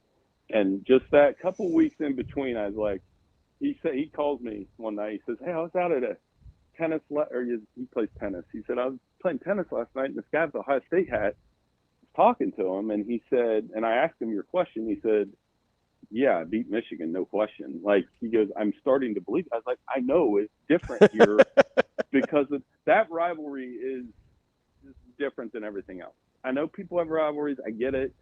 But in Columbus, that's the priority. Now, that said, it did win a national title, and it did feel great. And I think it took a lot of pressure off of Ryan Day going into the season. But can you guys imagine if they go 11-0, and then they go right back up to Ann Arbor, and they lose. And then that's 5 in a row, and that hasn't happened since I'd like the 20s. So, I mean, that would be one. That's one that Ohio State has to have this year. Talking with the great Bill Bender, all things college football. Bill, let me ask you something. I try to ask our smart national guys the perception of the ACC and on the heels of the AQs and who gets in and, you know, the different formulas. I did a little unscientific poll a couple months ago about Clemson, Florida State, and Miami. You know, could they all be good at the same time? Could that be 3 AQs? And history says I'm wrong, that they can't all be good at the same time. So if there's going to be a new kid on the block and you got to buy some stock, you go into the Dallas-Fort Worth area and Rhett Lashley and SMU, or you go into Chapel Hill with Belichick in North Carolina? I'll probably go to SMU because I think that market and that new space, and you have a good coach. Rhett did a good job with those guys last year, and they used the portal effectively. I mean, they had guys on the defensive line that could play, and they have fun offense. Now, North Carolina's an experiment. You know, they should be – they've always been – Ryan McGee wrote about that last year. It's just that always kind of 8-5, 9-4, 7-6 type program, and they haven't had the coach push them to the next level. Mac got them close. Mac had 2 NFL quarterbacks there, and Sam Howell and Drake May. So, you know, I would probably go SMU, though. I think they could be an every year in the mix type program. You bringing up an interesting point about, you know, I was asked, like, how is it that Florida State, and Miami, like, 2 of those 3 should be superpowers? But what happened is Alabama, Georgia, and Clemson have pulled so many recruits from that state that, you know, that's, you know, Alabama, Georgia is kind of like what Miami, Florida State used to be. A couple of weeks ago, we did that top 25 rivalries in college football, and you know, people like me that grew up in the 90s are like, I just kept staring at it. I'm like, I really have Miami and Florida State number 17, really? That used to be like number 2, number 1 in some cases. Did you have Florida State on there at all? Yeah, it was in the teams as well. Okay. So you're like, these were must-see events, and now they're just, you know, I always tell the story. I said, it was either last year or the year before that. It was a college football Saturday, and I'm flipping through the games, and my routine as usual, I went across whatever channel, and I said, oh, Miami, Florida State's on today. That wouldn't have been the case when I was 17. It would have been, I was like literally in Ohio, the game, we had our practice or Saturday practice in the morning, and then it was, we're going to a buddy's house. We all crowded in a basement and watched Florida State, Miami, because you were kind of watching an NFL game at the time. Bill, let me ask you something here, Bill. Which one are you more comfortable kind of predicting from a success standpoint? You going to take Arch Manning's development with Sarkisian, or kind of the trio of Stockton, Bobo, and Kirby in Athens? I like Arch. I think Sark, and I talked to Peyton Manning about this a couple weeks ago. He talked to us about his show on the History Channel, and then I snuck in some Arch questions. And I think the point resonated that he has the same coordinator, same coach as he had all 3 years. And that helped with his development. Now, and I do think that matters. I thought Gunnar Stockton played well in the bowl game, and with experience, he'll be fine. But who's catching the ball there?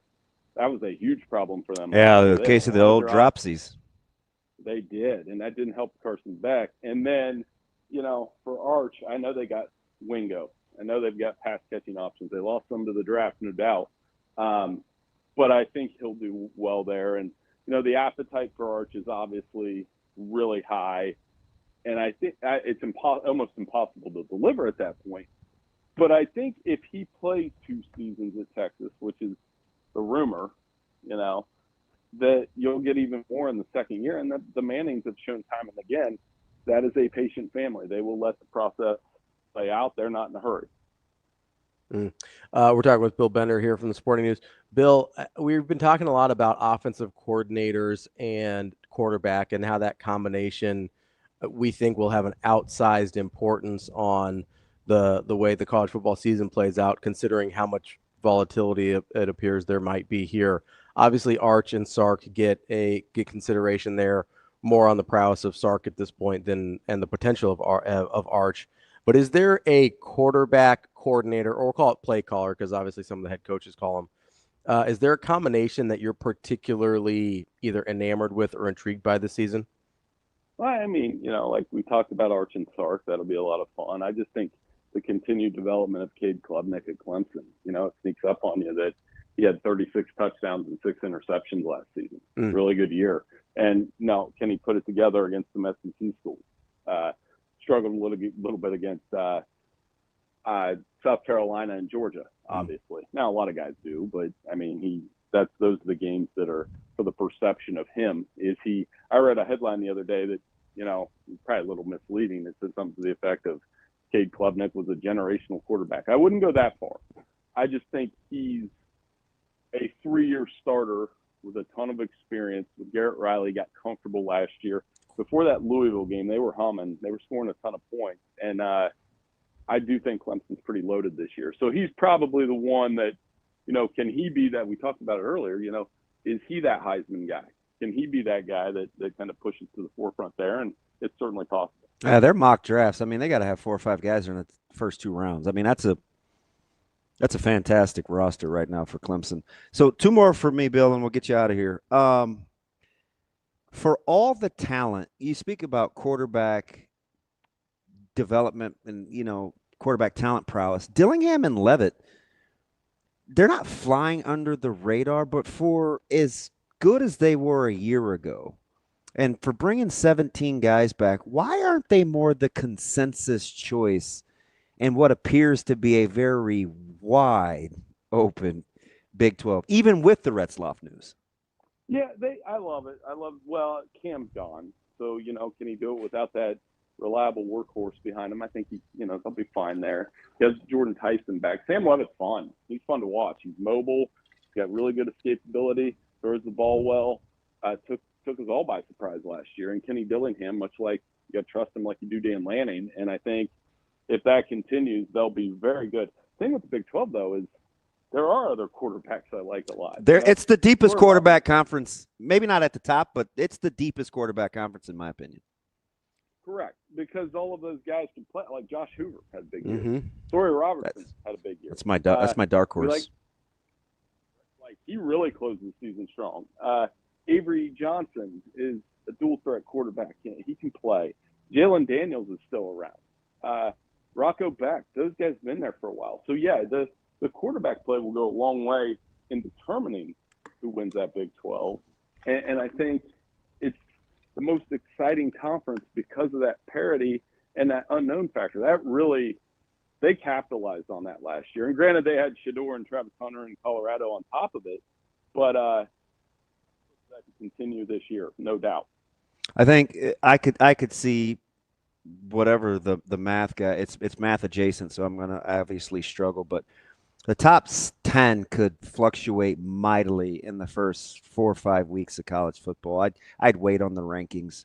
But having said that, is this the most unsure you've been at the top since when, if in fact you're pretty unsure? Yeah. No. I think the top 7, State, Texas, Georgia, Clemson, Notre Dame. Penn State. The Penn State, obviously. And that top 6 or 7, pretty good. Now, a lot of them have new quarterbacks, which adds to the mix. But, you learn to trust. I think a lot – I'll put it to you this way. I'd be stunned if 50% of the playoff isn't the same, at least. 50% of the playoff teams aren't the same. And that's the Ohio State, Oregon, Penn State, Georgia, Texas types. And every year Notre Dame gets in, they take one from somebody else. Who wins the Big 12? I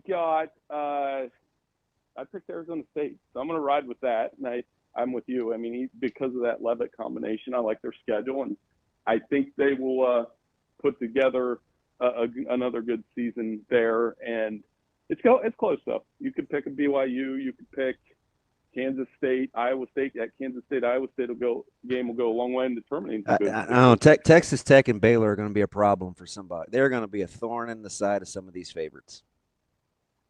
Baylor may have the best quarterback wide receiver combo that no one talks about down there in Waco. Right, and I think the way that Sawyer Robertson closed the season, you got to look at him and definitely that they're going to be in the mix. And what an opener they have against Auburn. So yeah, it can only get here fast enough. That's our guy, Bill Bender, Sporting News. We appreciate the time as always, Bill. I'm sure we will talk again over the coming weeks and months as the football season gets underway. We appreciate the time as always. Always appreciate you, B2. Thank you, buddy. Hey, enjoy Media Day. I'll see you guys soon. Thanks so much. You got it. That's Bill Bender from the Sporting News. Don't forget, if you're out on the roads this morning, make sure you've got that seatbelt fastened and make it click. It prevents injuries and saves lives, but only when worn properly. Make it click. This message from the NDOT Highway Safety Office. Coming up next, Martie Cordaro, president of the Omaha Storm Chasers, here on Hurrdat Sports Live.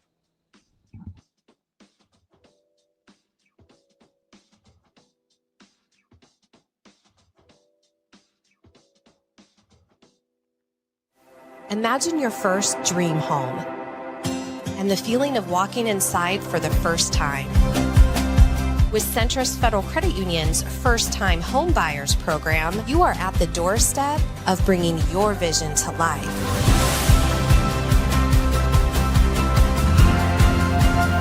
Welcome home. From your neighborhood mortgage experts, Centrist Federal Credit Union. We are where you are.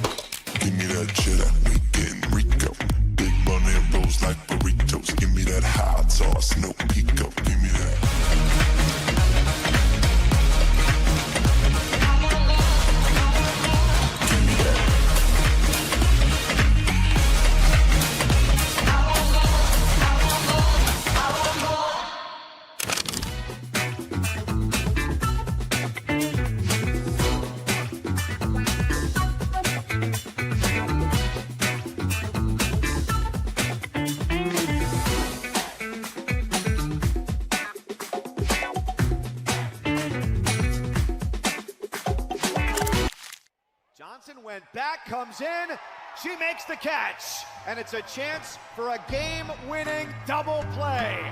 That's how it ends. The Arkansas Razorbacks are headed back to Super Regionals. What kind of goes through your mind as you're preparing to give that final speech? It's the worst speech of all time because you don't want to rehearse it because then it sounds like you knew it was coming.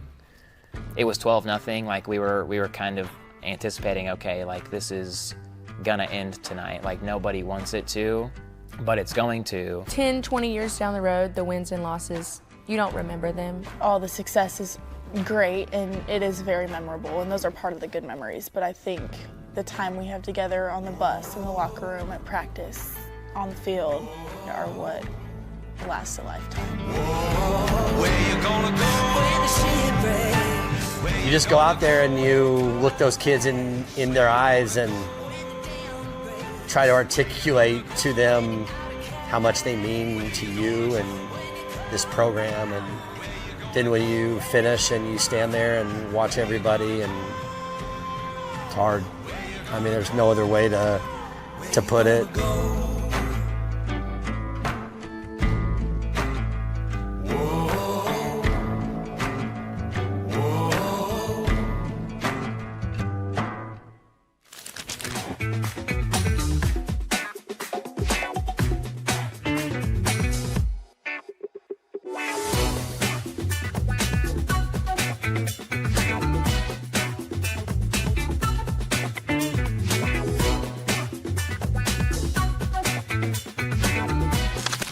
Exciting on the field stuff. What's been your favorite moment on the field or something, a certain act that you guys have done, what would you say? Obviously, my most exciting is my 4-1-1, my dance. When I do my dance during the game, that's the most exciting part for me. But we've had some amazing people come out and play for the Bananas. We've had Dirks Bentley, which that guy's amazing in his own right. He's so humble, such a great guy, and I can't wait to hang out with him after the season's over. But we've had major league players come out and just like, man, this is the most fun I've had on a baseball field ever. And these are guys that won World Series. Like they feel the energy, they bring their family gets to see them do something again. So it's really special.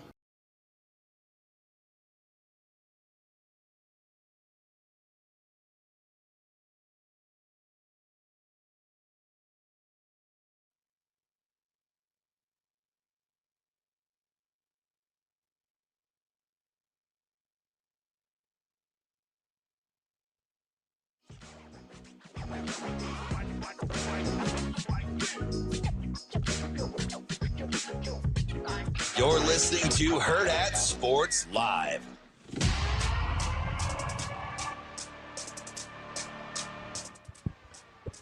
Halfway through the show here on Hurrdat Sports Live. That's DB. I'm Ravi Lulla here at Hurrdat Sports Bar and Grill. Reminder that kids eat free today with the purchase of an adult entree. Get out to Hurrdat Sports Bar and Grill.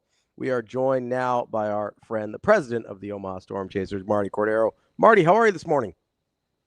You know, I'm well. I am well. It sounds like I need to be where you guys are so I can get a free meal today, kids' meal. Absolutely, you do. Wait. Stop the press. And I'm sure you're not a huge TikTok guy, but I follow one of these guys that's been doing. I follow one of these guys that's been doing food reviews in the New Orleans area, and he is killing the food scene, which I think is blasphemous because you're in Louisiana now, and I know you're eating good in the neighborhood, so you can just knock it off. All right, listen, you cut it out. I have been. I told my parents last night. I said, "Look, I usually eat 2 meals a day if I'm lucky, just from on my feet all the time. You guys are killing me with these 3 full, heavy meals." But no, it's been good. I haven't been back home in a little over 2 years, and just got a quick weekend trip flying back to Omaha tonight. And yeah, it's been good though. Yeah, good food down here and good people. What's the go-to? Is it the breakfast boudin? Is it the crawfish with the heads on? Like what's MC's go-to when he's back in the neighborhood? It's not really crawfish season right now. If I'd have been here in March, April, May, absolutely. But wow, no, picky. I did have some crawfish at Buffet, and I've had fried catfish. I've had grilled shrimp. I have had some boudin balls, and yeah, it's been a little bit of everything. Okay. Are you a big beignets guy? Yeah. I am, but my parents are northern Louisiana, so I'm about 6 hours away from Cafe Du Mont or any of those spots. You're Ruston, right? Yeah, Louisiana Tech. Yeah. There you go. Well, home of Terry Bradshaw. I knew he was a Louisiana Tech guy. I didn't know if you were from Ruston or if you just went there. Yeah, absolutely. Yeah, from Ruston. My parents still live here, and went to high school and school here, and that was good. I think Troy Evers just caught another pass. Wow. Wow. Shout out to my man Erwin Sweeney. What a hater. Gosh, Marty. Hey, I do have a question though. Is like the North Louisiana, South Louisiana similar to the NoCal, SoCal mantra where it's just like two different opposites? places? It is. I tell people if I meet other people from Louisiana, they're from south of Alexandria. That's kind of the cutoff. Okay. They'll say, "Oh no, you're from a different LA." I'm like, "Okay, I've heard the lower Arkansas joke my entire life," and so it is. It is 2 different states. It really, really should be, and not just from a food perspective, but it's just different culture. More Catholic churches in the South, more Protestant churches in the North, and it's just different. It's different, but different doesn't mean bad, and I think we need to remember that as a society. Marty, you're one of 2 people that I know and that I consider friends that are graduates of the great Louisiana Tech University. I'm not saying it's a lot, but it's weird that it's happened twice. Well, I don't. Maybe I should beat the other person if they're in Omaha. You should. So he is one of the powerlifting greats from Louisiana Tech University. Good friend. Good friend of mine. Dr. Billy Jack Towson just died last week. Yep. Nice pull. Yep. Jeez. Who started that program, and for quite some time they were the number one powerlifting team in the country. Yeah. And what a pull. Yeah, and Dr. Billy Jack was awesome. I was fortunate to have him as one of my professors on my second tour of duty when I went back to finish my marketing degree, and he was a great guy. I had not seen him in years, but he just passed last week. You know what's funny, and I hate to take you away from the Chasers, but you dropped Billy Jack, so I put those two things together. I used to be big into following powerlifting and stuff like that, but then I was also, growing up as a kid, a big Billy Jack guy. So it's just interesting how the old Oklahoman and the Ruston guy have both fit into my life. What a weird pull. Golly, MC, you're just a Rolodex. We're all connected. We're all connected, baby. All right, so how excited are you for the weekend, obviously the 4th, and it's going to be a long stretch here all week with Iowa, just maybe changing locations. You looking forward to getting back? Yeah, absolutely. You know, our team has played a little bit better over the last couple of weeks, and, you know, we're just hoping for a little consistency. And what I mean by that is, you know, if the Royals can continue to pitch as they have, and the offense has shown some signs of life, you know, in the last, 5 or 6 games, you know, that's going to give Jersh a little bit more of a consistent lineup here in Omaha. Hopefully not as much change. But look, Iowa Cubs only come to town 9 times this year. Yeah. So, you know, we had the 6, about a month ago, and we welcome them for the back half of this 6, tonight, tomorrow, and Thursday over in Iowa, and then Friday, Saturday, Sunday in Omaha. So if you're a Cubs fan, and I know there are a couple of you that are out there in the metro area, this is your chance to see some really good prospects. You know, the Cubs obviously are playing well at the big league level, and they've got a lot of good talent, in the minors as well. So come out and, and obviously a big show, FNBO Fireworks, 57th annual. It's crazy how time rolls on, but 57th straight year we've had, the big fireworks show here in the metro area dating back to 1969. Marty, so obviously you've got the big fireworks coming out. You do a lot of the great family-friendly like giveaways and events and things like that. But I was talking to somebody yesterday. I was out there when Jack Caglione made his all too brief appearance in Omaha, and I was just, it'd probably been, I guess, about a year since I'd been out to a game, and I was just blown away at how consumable the minor league baseball experience was with the pitch clock and how quick the game moved and how quickly the reviews got done.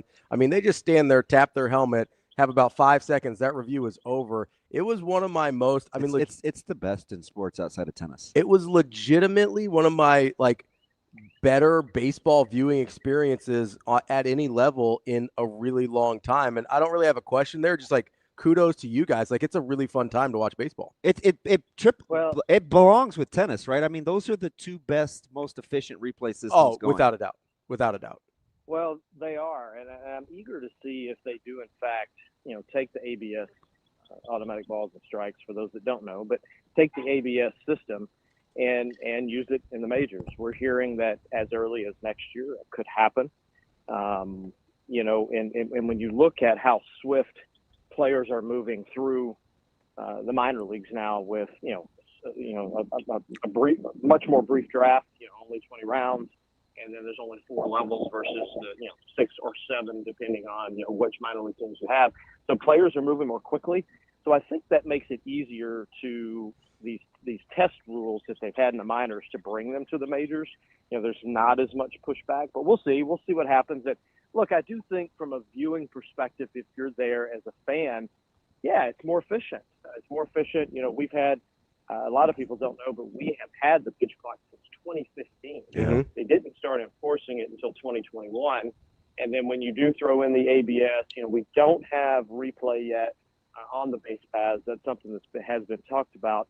But the flip of that is, as an operator, I don't mind 3-hour games. I do mind 3.5-hour games, but I don't mind 3-hour games. So some of these 215s, 220s, and 235s, are a little swift when, you make a living on selling hats and T-shirts and hot dogs and beer. So there is a balance. There's a little bit of a balance, and those are the things that we continue to review, amongst the 120 on what are the other promotional and business things we can do to continue to, capture a fan and a ticket and a family being in the facility for the amount of time that they used to be, because it is shorter. It is shorter, and those are things that we talk about each day. Even Sunday with the 28,000 in attendance, that game was 2:20, and it started late. It was amazingly brisk. Mm-hmm. I don't even think people notice the pitch clock, MC. It's just kind of how people do business now.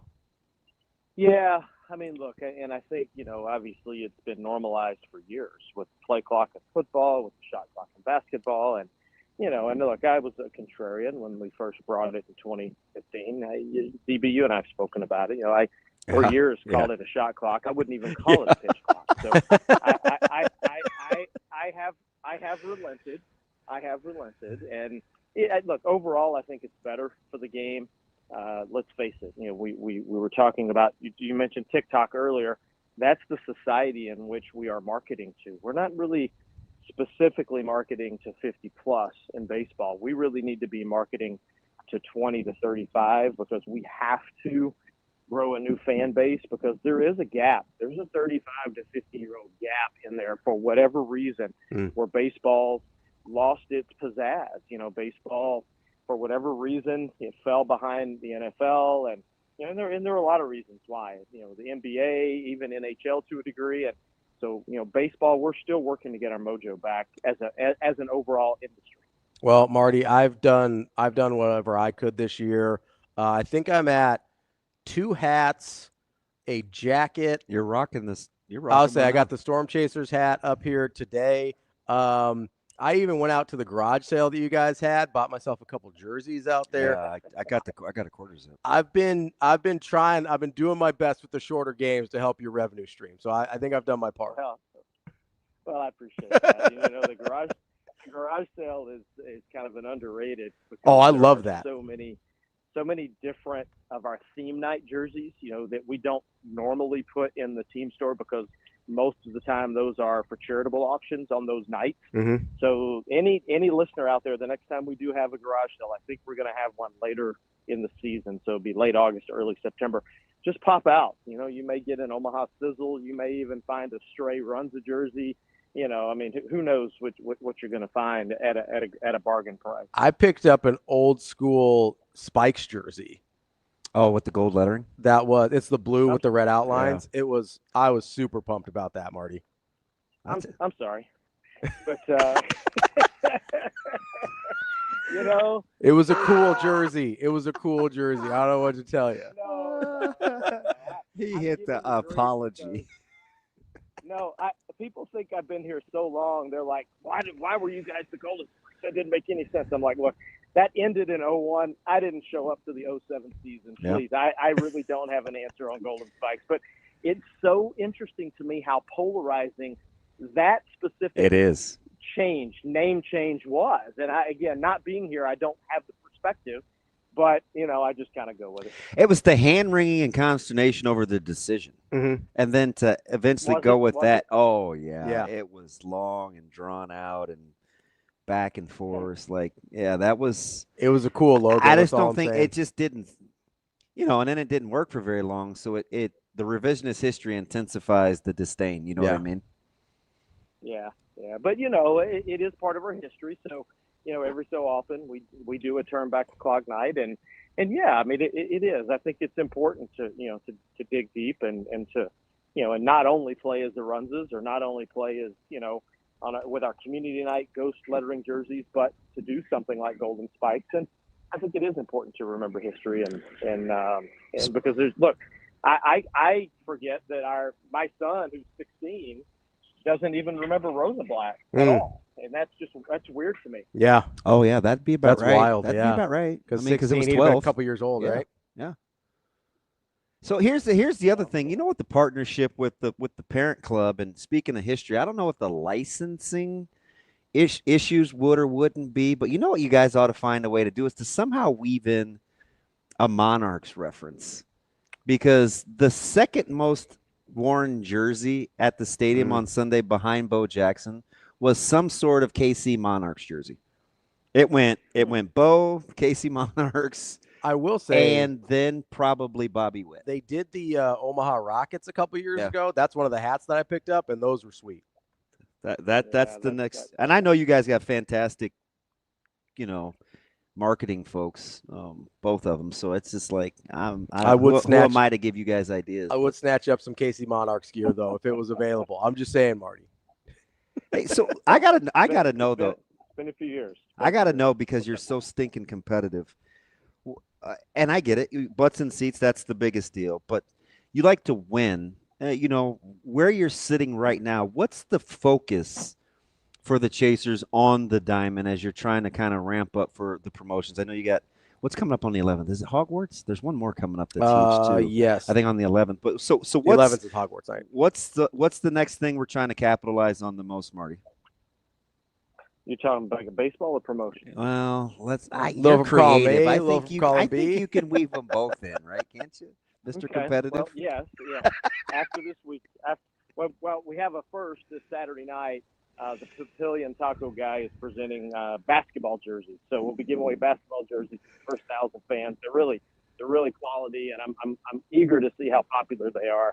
That's Saturday night. But then, yes, the following weekend, as we wrap up the 9-game homestand, we're bringing Harry Potter night back, and there's an opportunity for fans to go buy a ticket and a scarf. They can pick the particular house that they want to support. And that's on Friday night, the 11th, along with fireworks. And then Bobby Witt Jr. bobblehead giveaway on Faith and Family Night. Iams Wealth Management presenting the bobblehead. And, there's a lot of fun, a lot of great things happening. And then on the baseball side, look, I think from a Royals perspective, and some of the conversations that, I have had with, their leadership, they're just focused on who's next from a depth perspective in the minors because they have moved so many guys. If you look at the outfield, you've got Drew Waters, you've got John Rave, you've got Jack Caglione. I could go down the list. All those guys were in Omaha, and I would assume that they believe that some of them would be up at some point. But on the flip side, they didn't probably expect to be releasing Hunter Renfroe as early as they did with the veteran presence and the money they had invested in him. So, they have guys that are up there that they didn't think would be. So now they need to decide who are they backfilling depth-wise at the AAA, AA level. That's interesting too because I'm looking at Garcia, playing third base. I think they know he's not the long-term answer. So you may have to get while the getting's good for him, which bumps everybody else up there for the organization. You could, but a lot of times I think we would you write it out? Young players. I think you expect young players to be Acuna. I think you expect young players to be, just pick a name on some of these guys that have just exploded on the scene and they haven't missed a beat. But you take someone like Michael Garcia, and he had average to good success in the minors. Mm-hmm. He always had great potential. He goes to the big leagues. And his first year, he actually performed fairly well. Last year, struggled mightily. They did not expect what they're getting, but you could argue that he is their all-star this year. Yes, Bobby Witt Jr. is probably going to make the squad as well, but Garcia, for what he has meant to the Royals this year, has had a more consistent, better year than Bobby, pound for pound. So I don't know. I'm not sure where he fits. Is India in the outfield? Is he third? Is Garcia at second? Is he third? But we'll see. We'll see what happens. But I hear what you're saying. You got to play. You have to continue to play the season. Baseball's a grind, and if you judge it on 100 games, you're going to miss something. And we'll see after 162 what happens. That's our guy, Martie Cordaro, president of the Omaha Storm Chasers. Marty, appreciate the time as always. We'll see you back out at the ballpark. Hey, thanks, guys. And if anybody's looking for tickets, 4th of July are going quite rapidly. So let our guys take care of you. And hey, you know what? Sounds like I need to do more Golden Spike tonight. Listen, we'll keep you, Ravi. Being about 6 minutes of a drive worth from the ballpark, those fireworks, I can't tell you how me and the pups and the fam are looking forward to it. Oh, wow. Light the sky up, buddy. Listen, I just like the specialty gear. I've got the Omaha Rockets hat. I've got the old school Omaha Royals hat. I've got the I've got the special red, white, and blue Storm Chasers hat. This thing is sweet. I've got it all, man. Like any specialty stuff. And listen, make sure you let me know when that garage sale is because I will be buying more jerseys. I will. We'll let you know, especially since it's for charity. We'll let you guys know. You're the man, MC. it. Appreciate the tickets, too, the other day, Robbie. man. It was fantastic. I'm glad you guys made it down to the game, and I appreciate you guys supporting local sports, and we'll talk to you guys soon. Have a great week. Thanks, Perez. That's our guy, Martie All right, see ya. Cordaro. Bye-bye. Omaha Storm Chasers. You know what I meant to ask him, but I didn't want to get on the food thing. What's that? Like, what's the traditional breakfast food regionally? Oh, down in northern the Louisiana? protein. That's a good question. They seem like a shrimp and grits plates. It's not. Or is that New Orleans? I don't know. Like shrimp and grits and the andouille and like I should ask. the sauce. I should ask. You send him a text. Seviere. Oh, he would know, yeah. Because you you don't see a lot. You don't see a lot of guys because he's just like southern Louisiana, right? just eating like bacon No, but he's southern Louisiana, right? Severe. or breakfast sausage. So like ask them both, get the different perspectives from the northern LA and the southern LA. You think Severe would be just pissed if we just like called him on a humbug? That's kind of what I want to do to Coach Rhule. Let's call him at like 9:30 because we got a shave coming up next year. Yeah. I will say I was gonna say, don't say that he's from the other LA though. I think Trey Taylor may have just did a little spoiler alert on Twitter. Who's that? Trey Taylor. I didn't see it. There's a picture of him, and I believe it's our guy Larry Miles, and he says it's a great day to be a Husker. Let Husker Nation, or a great day to become a Husker. Let Husker Nation know how great you And already are. depending on how you feel about hyphenated last name with Wilkes, it puts him at 11. 12. 12. Depending on how you 11 feel or about 12. it. Yeah. So I think we might have another commit here today. Yeah. Are we still skyfalling with Nebraska recruiting, or are we cool? Well, we'll have to get into that with Schaefer, but then it gets into, well, how good are they, and do they want them versus are they backfilling? And, we're never happy. Some people can't have nice things. We're never happy. Like new corners and safeties and maybe a linebacker on the way, too. Who knows? Let's talk to Schaefer coming up next year on Hurrdat Sports Live.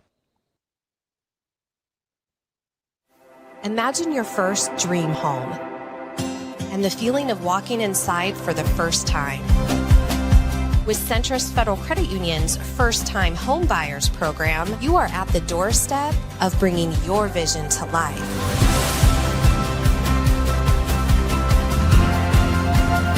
Welcome home.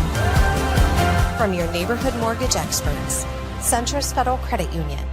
We are where you are.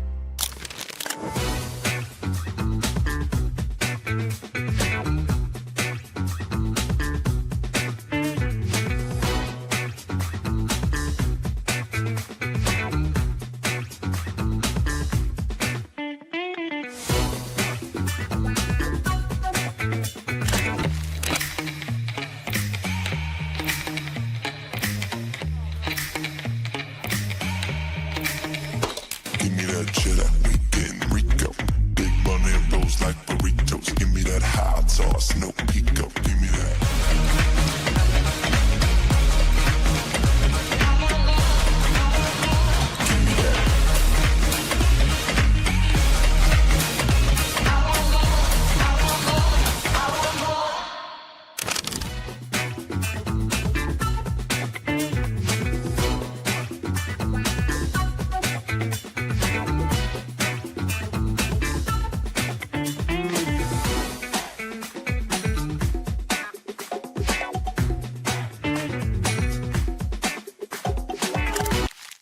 Johnson went back, comes in, she makes the catch, and it's a chance for a game-winning double play. That's how it ends. The Arkansas Razorbacks are headed back to Super Regionals. What kind of goes through your mind as you're preparing to give that final speech? It's the worst speech of all time because you don't want to rehearse it because then it sounds like you knew it was coming. It was 12-0. Like we were kind of anticipating, okay, like this is gonna end tonight. Like nobody wants it to, but it's going to. 10, 20 years down the road, the wins and losses, you don't remember them. All the success is great and it is very memorable, and those are part of the good memories. But I think the time we have together on the bus, in the locker room, at practice, on the field, are what lasts a lifetime. Where you gonna go when the shit breaks? You just go out there and you look those kids in their eyes and try to articulate to them how much they mean to you and this program. And then when you finish and you stand there and watch everybody, and it's hard. I mean, there's no other way to put it.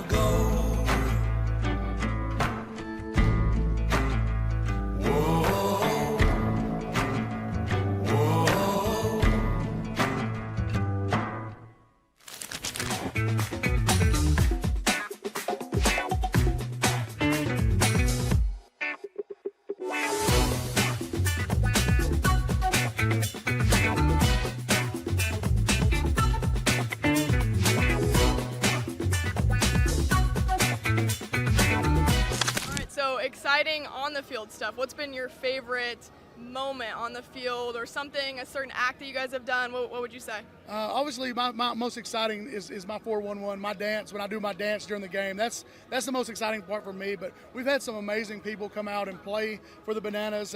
We've had Dirks Bentley, which that guy's amazing in his own right. He's so humble, such a great guy, and I can't wait to hang out with him after the season's over.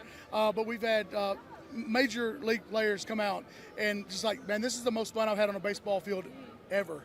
And these are guys that won World Series. Like they feel the energy, they bring their family gets to see them do something again. So it's really special.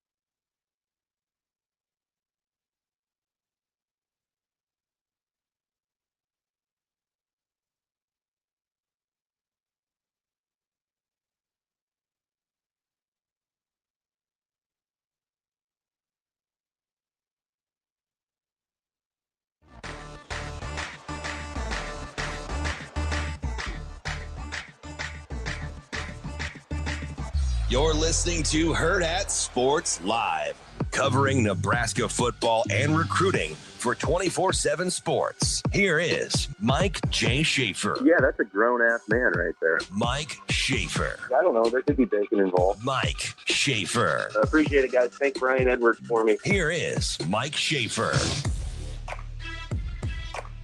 Welcome back, Hurrdat Sports Live, presented by Centris Federal Credit Union. That's DB. I'm Ravi, Lulla here at Hurrdat Sports Bar and Grill, where we've joined by an entire peanut gallery of producers. Yeah, and as usual, cream, or in this case, nonsense, always rises to the top. He's just giving double birds over there. I didn't even do anything. It's always you. What?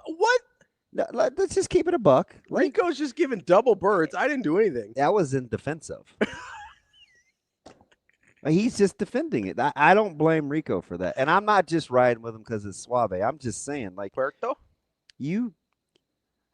Like the last 5 minutes off air, it is clearly always you. I don't think that's true. That seems like an exaggeration. Just always? I mean, I don't think you appreciate how much of instigators these two are. They're just laying in the cut. And believe me, if I could blame AJ for something, I would. But I think that time he was seriously being sincere. It was you that drug that into the weeds. Sure. I'm not even going to mention his comment because I don't want him to get in trouble. But there is no way that was a genuine, there is clearly a difference comment between sisters and wives and cousins. I'll leave it at that. That's not what I was even saying. I think you Obviously, intimated it. No. Yes, you did. And they both gave you like the look like, why did you even go there? That's not what we were saying. That's where he went first. You know, Austin, you know why I went there, don't you? Teflon Don. Yeah, see? Teflon Don. Dodged it. Shane, as Schaefer keeps popping in and out, is he going to join us or is he not? He's not on my screen. I haven't seen him. Well, where is he? I sent him a message. I need Mike J. He was just here. You want to send him a little text? Be like, hey, I buddy. did. No, I sent him a text. I mean, he clearly knows. What's going on, bud? Even though we didn't have that initial tweet on social media. Which one? Well, we're missing the big one. The one that goes first. Oh, the first lineup tweet? Yes. Yeah, Rico, what are you doing, man? Oh, is that Rico's doing? I thought I was getting ready to bust full Sasha. Look, he looked at you like you did not just throw me under the bus. Everybody's deferring. See, Everybody's none of us deferring. would make it with Coach Rhule because nobody's taking responsibility. Well, how about that tweet? Did that catch you off guard? I love it. I love it. He's not playing. Because, there's something I've sort of thought, but I wasn't really sure because we haven't talked to him in a while. So I don't know. You should work on that, DB. But I just sent him a message about great whites in the Cape Cod this morning. I know that doesn't help us. Doesn't help me at all. I understand. All I know is I've sort of thought for a little while now that he doesn't just want to win, that he kind of wants to start a revolution. And when he tweets things out like too many people have profited financially off of negativity and despair, their time is over, I'm like, damn it, I was right. Yeah, he's had it. Like, my dude is going to war, and he's like, I'm going to win along the way, but I'm also going to change how everything is done. Because it's not enough to just win. I need to also make sure everybody else does things We have right. Mike back. Yeah, I think he's over it. I love it. Ask Mike J. He plays it close to the vest, and if anybody can say what's on their mind, it is definitely Mike J. Schaefer. Joining us now from Huskers 24/7. What's up, Schaefer? Oh, sorry, I had some technical issues. Still having, but it should be good. God, your delivery for a guy that's pretty straightforward is so disarming. Right? I mean, he's cooked me on this show before, so I shouldn't say that. But this guy, he's like, well, my bad. I couldn't get it to. And so then you can't even really poke fun at him because he already ate it. I was going to poke fun at you. I'd be like, that's great. Of course you would. The DB understands technological issues. So. Of course. Anytime you get a chance to bus roll me. I'm the orbit of the show, Shafe. I just getting bus rolled. How did that's a good reference? Metro Transit, we love them. I'm curious, Mike J, because sometimes you're kind of an eye roll guy. Sometimes you will get in the weeds. It just depends. How did Coach Rhule's tweet land with you? With the too many folks have profited off the demise. Their time is over. Well, do you want a real answer? Or listen. There's only one Mike J, right? I mean, you're very unique in this format. Let's get the truth. What do we got? I'm curious. Question the timing of the tweet. Something that was clearly bugging him. Yeah, sure. And I want to be sensitive to the fact that I don't know what it is. None of us necessarily know what it. Well, I shouldn't say none of us, but more than likely, most of us don't know what exactly prompted said tweet, what it is related to, how it's necessarily related to Nebraska football, why it makes the most sense to make this tweet on June 30th, all of those things. So it's one of those where you read it, you try to think about it, you wonder if it relates to anything that you're doing, you're wondering if it relates to anything that you care about at all. It's Twitter, and everybody's scrubbing their social media. Sure. You're like, what are we talking about? And we often ascribe too much value to 140 characters at a time. So, I didn't know what it was about. Frankly, again, being June 30th, it's hard to know whether it should be anything anyone needs to care about that much. But he felt it necessary to put it out there. Maybe he'll get asked about it in Las Vegas here in a month or before then. I'm not sure. I'm not sure that it should really matter to me as a media person or to fans or whatever else. I mean, it's Twitter. Again, we don't have to put as much value on it as we often do. I just cared about if he's seen any great whites up there at the Cape. That's really what I wanted to know. Have there been any shark sightings? I don't know what he's talking about. I did think, though, Sounds like he thinks there's been some sharks in the water. If I had to guess, I do think it was more on the local scale than national. Because, I get the Wasserman stuff. That's kind of like water under the bridge. And he gets it, and he does enough stuff nationally. And is it on the heels of what's happening with recruiting when it was pretty much doom and gloom in the forecast a couple of weeks ago? That could be a thing, too. Let's say that it's local, and let's say that it's about the idea that people have profited off of the negative coverage of Nebraska football. Let's say that's the basis of any of this. why is that tweet being made on June 30th? Wow. Yeah. It's a fair question. Because you picked up 2 offensive line commitments? Like, is it related to recruiting at all? I think he's got. I can't imagine that it he's is. for sure got 2 more, I think, coming. Sure. Yeah, I feel pretty good about that too. But the IB, like, he doesn't strike me as someone who's puffing his chest out because they're now up to either 11 and or that's not really 10 his commitments. style. I don't know. Something's probably bugging him. Yeah, and so that's why I don't want to put too much on it, and I really don't want to analyze it, because if it is about the local media coverage, I mean, they won 6 games for the first time in 8 years last year. Like, let's at least acknowledge that if it's been doom and gloom and people have profited off of negativity, it's because there hasn't been a lot of sunshine to go around these parts. So I mean, like, and that's why I don't want to spend a lot of time digging into it, because I don't know. I mean, he can answer this if he wants to put more value on his own tweet at some point, or if somebody asks him to explain it. But it just felt odd, and the timing of it being in June felt odd. Like, maybe that's the sort of tweet that gets made. Even then, it'd be a weird distraction if you start off, 4-0 if a win over Michigan or whatever it is. I don't know. That's why I don't have any real idea as to what the substance of that tweet is about. I just can't imagine, as excited as they are about getting Claude and Puma, and they should be excited. They haven't gotten a lot of offensive linemen like him that I can think of, even just in the 14 years that I've been covering recruiting. But I don't know that that's a reason for that sort of tweet, if it's what I think it's about. But it could be about anything else entirely. Maybe he put a line in a book and it really stood out to him. You know what's funny is that wouldn't surprise. Listen, I know you're correct. There's a little sarcasm in there, but that wouldn't surprise me either. I mean, you just never know. He's always thinking. I mean, he might have been reading some more Rudyard Kipling and decided he thought like that quote, because that's what he did last year, right? He's just constantly thinking. I didn't think it, for what it's worth, and I know you don't want to stick too long in this, Schaefer, and so we'll move on, but I didn't think it had anything to do with the media.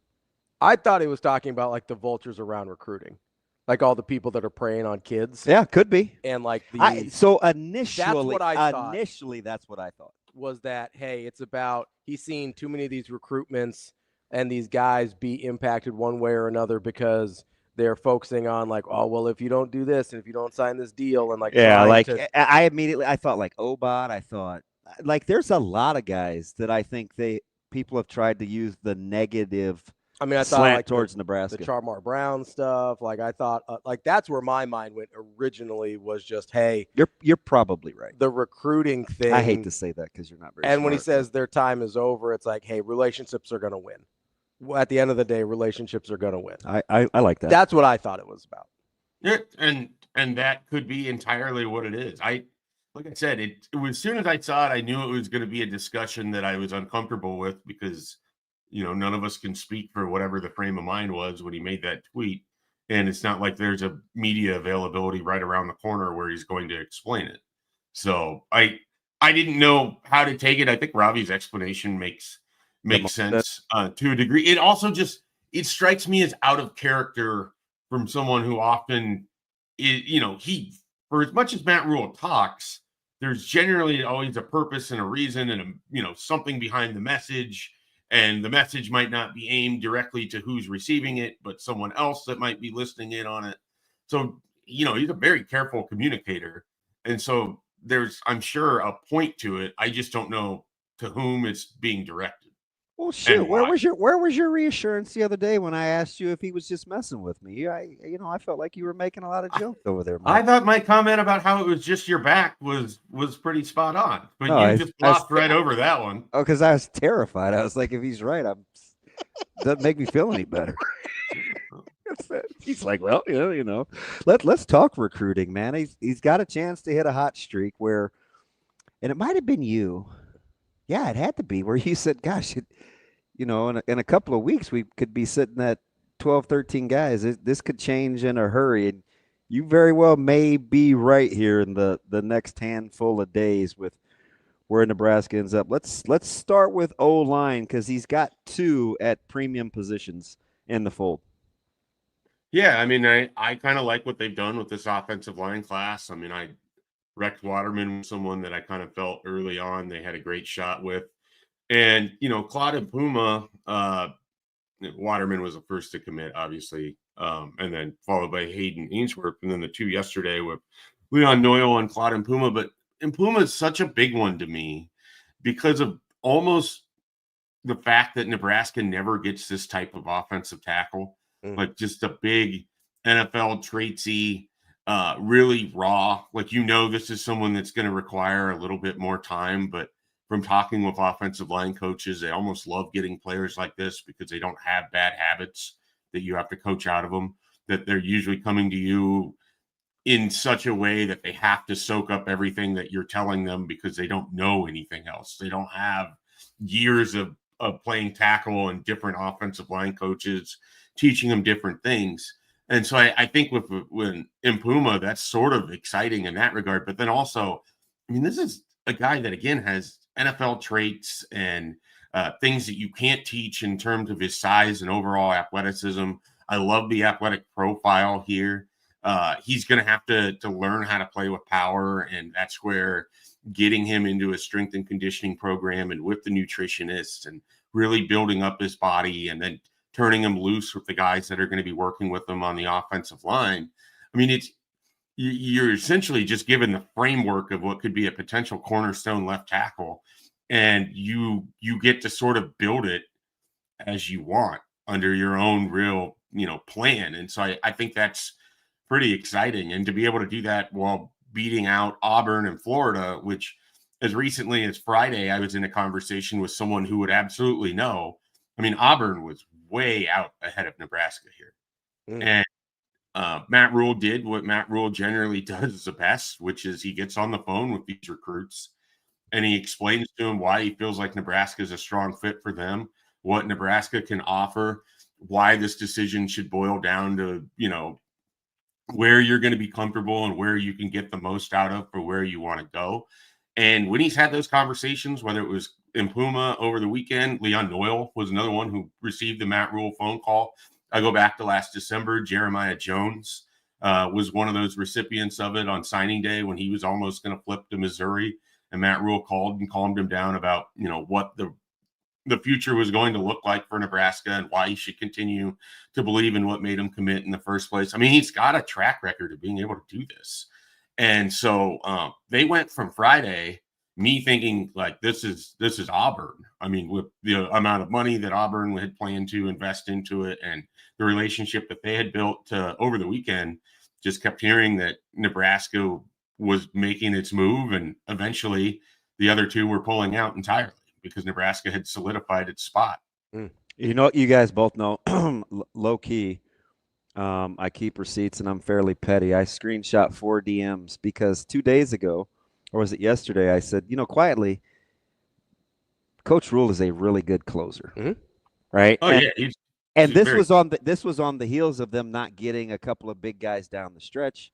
And some folks let me know that I had logged on to the Homer Network. And I'm like, listen, 3 of the 4 I didn't respond to. But the one guy, I'm like, listen, I'd rather be right than well-liked. And I'm just telling you, I'm not going to say anything about Coach Rhule for the sake of he and I's relationship. Like, I'd rather be right. Like, that guy can close. I've seen it. Like, I know how he acts. I know what he thinks. And I know his level of authenticity. Like, the guy, he can close. If it's whenever he gets ready, that guy can close. Yeah, I mean, I've heard it from other coaches that have been, sitting right there listening to only one side of the phone call, but knowing what the other one was largely sounding like because they were privy to watching him go to work.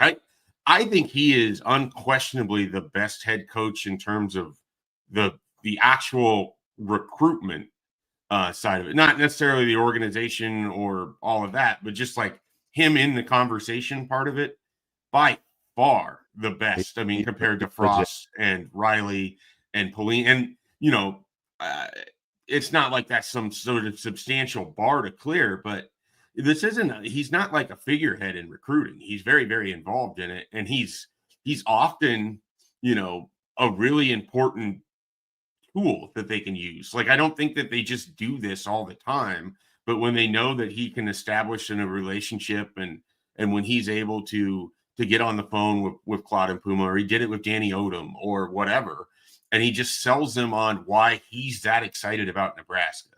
Not why they should be, but what he's excited about. That's the thing he sees about Nebraska. That is the number one thing right there, Schaefer. He doesn't tell them why they should be excited. Telling you. He shows them or explains to them what he is seeing from his eyes and where he thinks this thing is going to go. That is such a better form of communication than someone just telling you, oh, you're going to love it. We have this, we have that, we have, you're going to be great here, blah, blah, blah. I can't stress how important that is. Like. That's what I hang my hat on. That's what I gravitated towards early on. His affinity for this place and what it is and what it could be, and him not wavering, why he loves this place so much. Like, that's why I'm in. Like, this guy, he does not hold back on what this place can and will mean. So I'm in, right? There's nothing to not like about that. And he's being authentic. And then it doesn't feel like a sales pitch, right? Like, that's the big difference when I hear you explain that difference, Schaefer, is when somebody's telling me, like, oh, this is why you should do this, this, and this, that feels like a sales pitch. Whereas if somebody's like, hey, this is why I love this place, you do what's best for you, but, like, I'm just going to tell you my perspective, that feels a lot more relational and a little bit more authentic than trying to be like, oh, well, we've got the best of this and the best of this. It's like, well, you've been on campus. You already have seen that. I don't have to tell you we've got the best facility in the country. You've seen a bunch of national guys come in and tell you that this is the best facility in the country, and you saw it for yourself. I don't have to tell you that the nutrition's on point. You've been to the training table. Like, that to me makes such a huge difference between, like, being salesy and just, like, being a part of somebody's life. Yeah, absolutely. It transcends, and the message cuts through. I mean, these guys that he does this with, Impuma, Jones, Odom, like, they're being recruited by other great recruiters. And they also have been in the process long enough that they have a BS detector, and they know when someone is just sort of trying to sell them something. And so he cuts through that really well. I mean, you guys, the only time, well, he's probably been mad at me more than this, but I've kind of intimated at this story, whether it's Danny Collins at Minnesota or what's his buckets, the deep Tressel at Wisconsin, or LeVar Woods at Iowa. Like, I'm genuinely concerned about the recruitment of the young guy in our house. And I wanted to tell, I said to Coach, I didn't want to, I told Coach Rhule, I said, listen, man, if you want him, you got to go get him. And he's like, listen, I'm trying to respect you. So don't come knocking on my door all huffy puffy. Like, I'm trying to respect the relationship. And I said, don't worry about me. And he, like, bristled up. He's like, close. I'll close on his ass with or without you. And he hung up the phone, Schaefer. Like, he was pissed. And I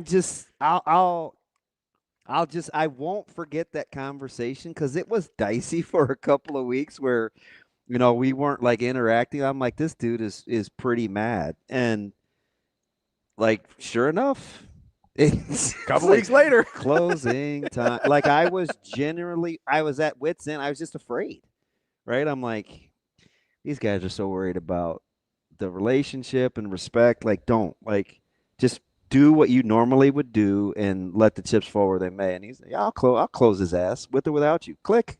I was like, hello? Hello? Hello? I was like, oh, shoot. I ain't calling back. Let's see.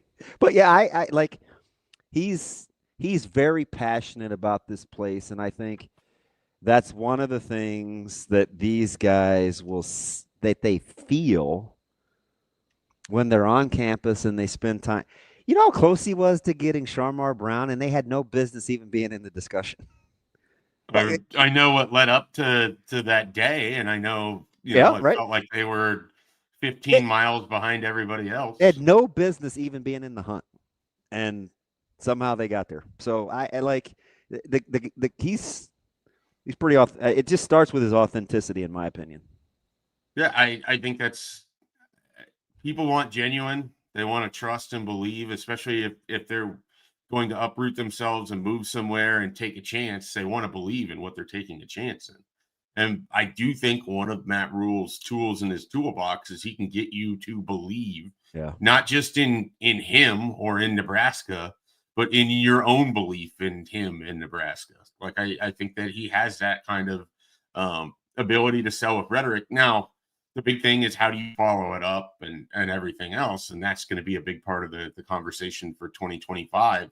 I mean, I know myself going into the last stage of the last visit weekend, just looking at where things were at, it was like they have to close. Like they didn't have a lot of outs here. You know, you had to close Danny Odom because there was no other Danny Odom on your board. You had to close Claude and Puma because that was the best offensive tackle that you had a shot with. And they're very much, I think, in the mindset over there that if they're not getting the higher end of their board, they are not dipping down just to take someone. I mean, that is a huge shift in the previous couple years. And I don't have to name names, but I think you guys can easily go through some of these classes and be like, okay, well, this was someone that they liked from an evaluation standpoint, but wasn't the highest on their board, but they could get them. They got to check a number off the box and they moved on. There's no need to do that anymore. And with 105 cap or whatever it's going to be in the future, you have that on the back end of it, but you also know you have the transfer portal. And I think they like what they have on their roster. So why do they have to just go get somebody to make it look good in a recruiting ranking service? That's not what they're trying to do. So you brought up two really good points there that I think matter a lot, because that's the question we always get, right? Is, well, do they actually like these guys? Are they just filling spots or whatever? One, and I've given this number before, you got 95 guys in this roster that are sophomore, redshirt freshman, or freshmen. So you don't need that many guys to start. You don't need to fill spots to start with. Second, I think they got really comfortable in this last transfer cycle with the guys they brought in of being like, oh, we feel like we have a good grasp on filling holes this way. We don't have to take flyers on guys in high school. Yeah, and it's also the circumstance of they changed over that staff, so the relationships weren't going to be as strong for 26. I think they knew that they were going to be building towards 2027 a little bit more than the 26 from the high school standpoint. It allows them to have flexibility when they get to December, depending on how the 2025 season goes, as to what type of portal year they want to have. Do they have to go all in on immediate answers, or do they have answers on their roster so they're able to just continue to backfill with guys that intrigue them, that they want to try to develop, that they think would be good pieces or good role guys or whatever. I mean, it's what you want, right? This isn't, they're not playing poker where they need the last card to get the inside part of a straight. Like they have a lot of outs. You know, they have a lot of outs going into this and how they're building this roster. I think that's a good thing. And then to be able to close on some of the top end guys after having some struggle getting to June. I mean, June has went exceptionally well. It was a lead up to June where you're seeing some of these top players that you wanted coming off of the board that you're not even getting in for official visits. But that was sort of where the rough seas were. But now, I mean, they're coming out of this on the other side of it. They have a class that I think they feel pretty good about. And then they're going to get into potentially being able to flip some of those people that they didn't get the visits for if they go have a good season in 2025. Yeah, the circling back and could they get to 16 or 17 would be fascinating, because they don't have to. They would just be able to, which is would be 100% at their discretion of, we want a defensive lineman and we want this defensive lineman. Yep. We don't want a defensive lineman. We want this guy from St. Louis or this guy from Miami or that guy from North Carolina.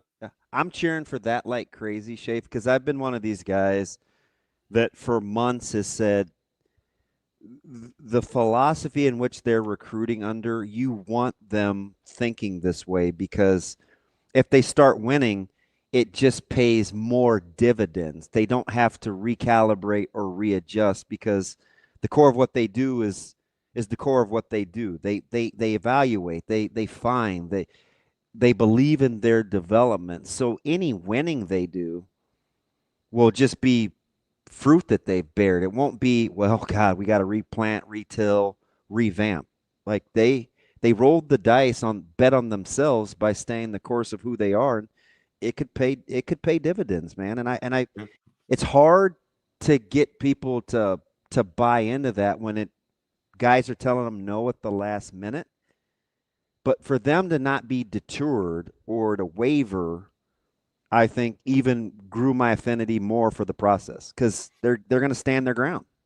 Well, and then the other thing to remember is that they're going to get into this part of the season. There's still months to go before anyone signs. I mean, I think we've kind of talked ourselves into, okay, the class that you have at the end of June, beginning of July, like that's what this is going to look like when you sign it in December. And that's not necessarily true. And on top of it, I think when we get to what likely going to be an insane cycle of coaching changes, the position coaches and relationships and stuff is going to get blown up in November. And Nebraska leaving out, having flexibility, maintaining relationships, not writing people off just because they chose to commit somewhere else. That's going to pay off for them in November should they maintain that flexibility. And it gives Pat Stewart an opportunity to continue to grow into his role and to have a better feeling for things. You get to see what you have on the roster. I mean, the approach makes a ton of sense. Quietly, do you know what else I like? I'm one of those guys that was kind of I wasn't out on an island, so I don't want to do that. But the 500-mile. You've often been out in space, just kind of floating. We're not hitting Case Kings in one outer, Schaefer. I mean, the winning hand, okay? But I've said this for probably, you guys know this, and Schaefer, you're a day oneer. The 500-mile radius was never a huge. I thought it was a little overstated, right? I just thought we made too big of a deal. And I'm not saying I want to be dismissive of like the Kansas City area or St. Louis or some particular regions, but I do like the fact that Nebraska's shown it's not so much about specific numbers as much about where they can make hay and where their interests lie. Right? That you can see Kansas City is important. You can see St. Louis is important. You can see Miami is important. You can see pockets of Texas are important. You can see some parts in the Northeast. It doesn't have to be, man, we've got to lock such and such and such and such up. And they're finding a way to make that work. That part I like because I've never been a 500-mile radius guy. Yeah, and I don't know that it was ever like, oh, we need X amount of our recruits to come from here. A lot of it was, hey, there's talent that we think can help us. Let's go get it, whether it's in Castle Rock, Colorado, or how do we Sioux best City, utilize Iowa. our resources? Right. And then, on top of it, some of the success you're having in Florida is because a guy like Ja'Cory Barney came in as a freshman and is playing well. A guy like Willis McGahee and Vincent Shavers have opportunities in their second year to really cement defensive spots and really be part of the rotation. I mean, when we talk about the Pied Piper effect, you got to have guys that come from the area that are representing on television, and like when they come back, or if you're going through their school, that their jersey number is displayed in a way that they're at Nebraska, they're having success. It makes it easier to go into Miami. It makes it easier to go into Florida. Larry Miles makes his decision later today, and if you're Larry Miles and you look at what happened with Ja'Cory Barney, and you think, hey, that's what a slot receiver can sort of do in Nebraska and have that kind of impact. I'm probably a better receiver, like straight receiver, than Ja'Cory Barney was by the time he got to college because he had to do all this other stuff. There's a great opportunity for me in Nebraska. So I so much of it also in pockets when it's further outside the 500-mile radius is you have examples of these guys having success in Nebraska. And can I see myself having success there too? Because a guy that I know that was a couple years older than me is having success there. I mean, that's a huge part of this whole thing. Chafe, last thing from me here. You mentioned Larry Miles making his decision this afternoon. You've got Darian Jones at the end of the week. Calvin Thomas coming up. Are there any other guys that you know of with impending decisions that could impact Nebraska here within the next few days? Yeah, I mean, the other big one that you guys haven't mentioned is on July 3rd, Devin Jackson makes his announcement. I want to say it's 11 a.m. Central Time. Hearing a lot of Oregon, but also yesterday, there were a lot of whispers about Nebraska that was coming out of that 7-on-7 deal too. And not just because they got Danny Odom and Trey Taylor was down there and throwing to Larry Miles, but I think there's some coaching staff that think Nebraska is involved in that one and will be involved until, whatever Devin Jackson says. So I know there's some momentum for Oregon there, but I think Nebraska is going to be involved in that. They definitely want a safety. He's on the high end of the board, and we'll see. I think the connection to Danny Odom does matter, and maybe we'll get another patented Matt Rhule phone call that we hear about on the back end of this. Yeah. If they, out of those 4, what would your gut say? How many do they land? I feel good about at least 2. I don't think they're going to go 4 for 4, but I think they could get 2, and in a perfect world, they could get 3. I mean, they've done a nice job of, like I said, being flexible and making sure that these recruits know, even after they've left their visit, that they had a good time and that Nebraska's here for them if they're interested. Hey, Mike J, well, how I'm curious here about the last weekend in September with the Steelers and the Vikings. We have the Bengals right before that, the Falcons, the Bears. Like, how good do you feel about you guys this year? Because my mood is not very good right now with the Steelers, and I don't want to have you on that the week after, and you've hung a 40 spot on us. Like, how are you feeling about your Vikings? I think that they have a terrific roster, and I have no early idea. Game too, Schaefer. Are you making me breakfast, or what are we doing on the 26th? I was going to see if you wanted to just fire up your Blackstone, and I would come over and sit politely and eat, and I thought watch you as Aaron Rodgers tanks another season for another team. I'm good on it. He's just the better cleaner. that thing is a nightmare. Yuck. Is that thing at Minnesota? No, that's in. Okay. It's 8:30. Yeah. Oh, that's early. That's Minnesota has back-to-back games over in Europe, England. I don't know. One of them's in Scotland, maybe. It's the UK tech. Yeah, for as much as I know about American history, I know very little explanation whatsoever why it's called the UK, and then we also split them out into countries, but then their voting block is different. I don't understand any of it. That's why they fought a war that we get to celebrate Independence Day here in a couple of days, that we don't have to care about European or United Kingdom history, right? Yeah. Schaefer, let me ask you something real quick, random college football. That wasn't random enough. That was pretty random. That was really random. It was selfish, too, with a Vikings and Steelers reference. I had no idea where you were going. As it relates to how the final picture looks in college football, for you, which game is more important in the week span? Is it Iowa State, K-State, or LSU and Clemson? I think it's LSU Clemson. I really do, because I just don't know. The Big 12 feels like a one-bid league. I don't know which of the teams is going to come out of that. So that game could be really important, but I think it seems like an elimination game, because the easy answer would be LSU Clemson. I'm not sure, because both those schools will have still other make the opportunities. playoff if they lose that game. So I'm just curious on the perspective. Yeah, I don't know that I feel so confident about either Kansas State or Iowa State that the winner of that would just have it on easy street the rest of the way. I don't know what to do What with the if Big Iowa 12. State gets K-State and Iowa in those first 3 weeks? It would be cause for celebration for them. My Rocco Beck stock is cashing in, baby. How many wins do they have over Iowa in the last 15 years? 2. They have like a million close losses. Campbell is 2, and he's only got 2 2 wins and 7 against, or something. He's only got 2 against Kirk. Yeah, like Nebraska Iowa State fans handshake meme over just feeling sad every time they play Iowa and inexplicably lose the game. Say, if I'm going to keep saying this until I'm not nervous anymore, Nebraska has got to find a way to beat Minnesota and Iowa in the same season.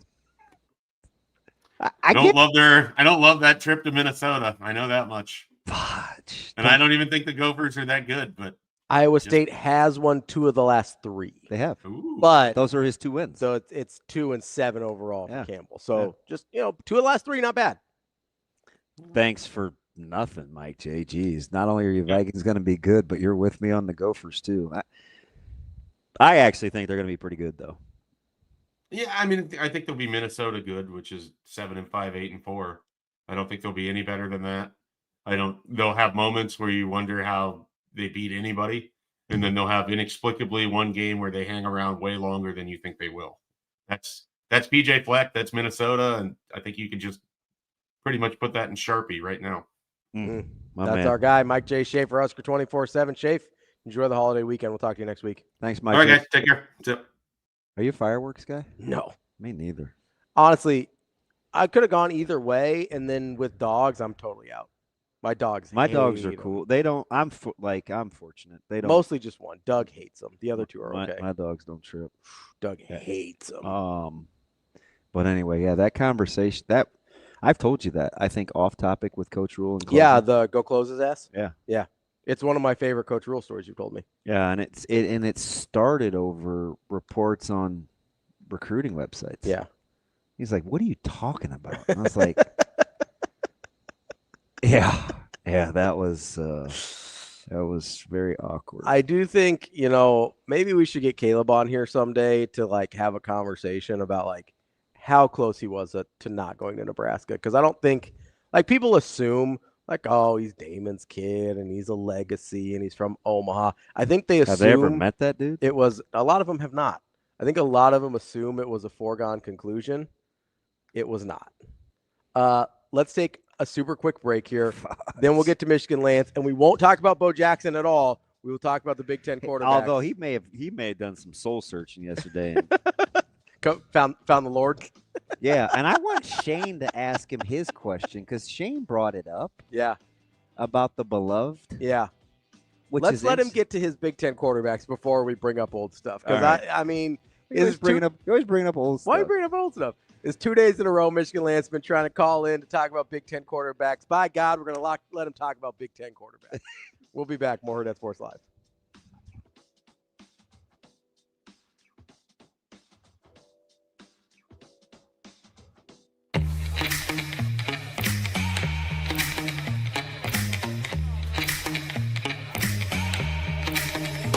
Give me that cheddar, we getting Rico. Big money and rolls like burritos. Give me that hot sauce, no pico. Give me that.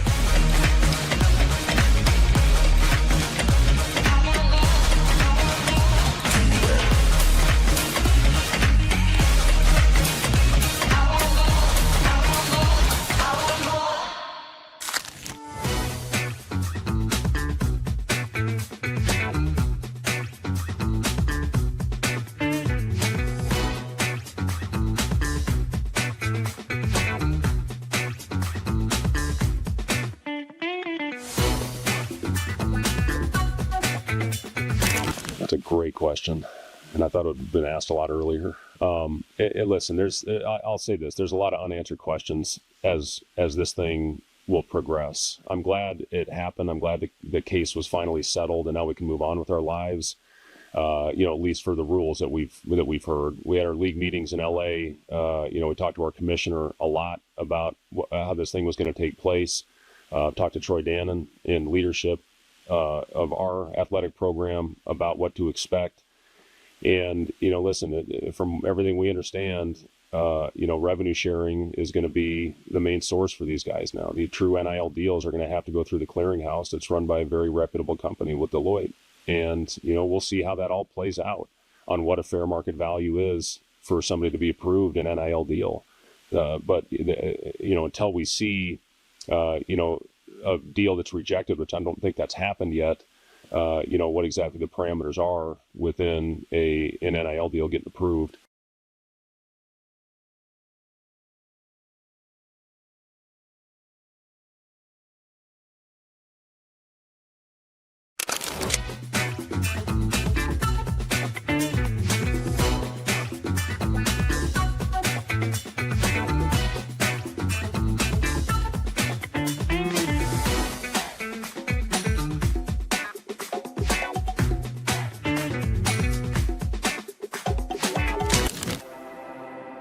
We're in the neighborhood, just down the street. With a wide variety of home equity products to help you create a relaxing oasis. So you can kick back and relax in comfort. Centris Federal Credit Union. We are where you are.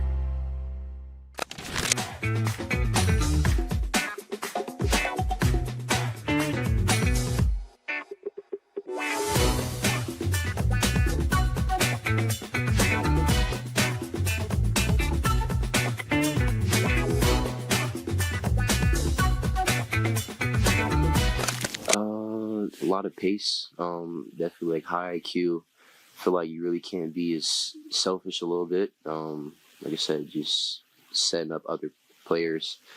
When I first got into the role, I mean, obviously it was a little nerves, my first time playing it, so I just had to go through that, the good and bad, and just take all that and, kind of just implement it now.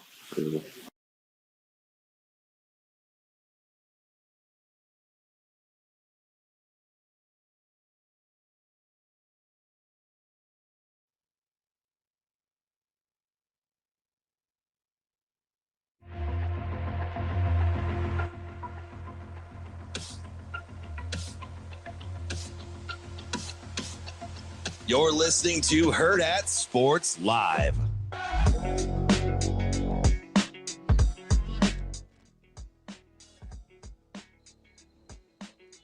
We're back here on Hurrdat Sports Live, presented by every 6 Centrist days, Federal not bad. Credit Union. That's DB. I'm Ravi. Lulla here at Hurrdat Sports Bar and Grill. Shout out to our guy David, listening out in Cape Cod. Appreciate him. Couple of Cape Cod guys. Yeah, I wonder if he's ran into Coach Rhule out there. Maybe they're going like whale watching. Does that sound like a thing they would do? I'm looking for shark sightings. The heck with the whales, unless they're orcas. Well, see, I like whales because the whales are the ones that bring And the big orcas money. and great whites aren't going to be anywhere near each other after the first kill. So great whites are leaving the area. I can promise you that. Let's get to our guy, Michigan Lance, here. See if we can actually get to the thing he called about yesterday. Lance, what's going on, buddy? Hey, good morning, boys. How you doing? How we doing? Hey, my son said yesterday, he said, yeah, Dad, yeah, DV got you. I said, yeah, I know. He started hitting me with them stats. I said, yeah. I've loved LG from the jump. He's just been a cool kid his whole life. I said, yeah. I said, so here's what happened. I said, now, that's what happens when you're prepared, when one person's prepared and the other one's not. And so you used it as a life lesson? Well prepared for that argument. He was well prepared for that argument. Well, I've been sitting on it for years. Oh, I know. I said so once he started hitting stats, I'm not even ready for this argument, then yeah, it's over. He got me. But one thing you know about me, DB. You're going to go back. Exactly. Now, all right, rebuttal. Let's go back to real time. Okay. Here's the beauty about Bo Jackson and Deion Sanders. They actually played at the same time. Yeah. So we don't have to use hypotheticals or anything. So Bo Jackson's full-time sport was baseball. Football was secondary.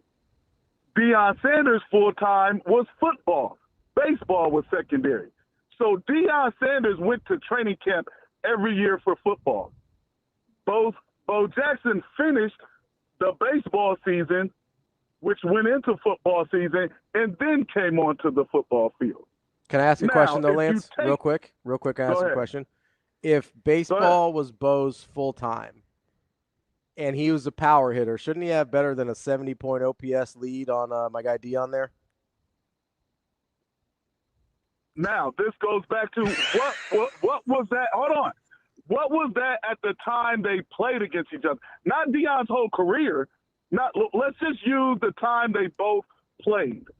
That's what. So, because my argument, now, not the people, not the world who DB is really who DB is really talking about, but me, the Bo Jackson fan and Deion Sanders fan, but Bo more, at the time they both played, count their stats from that.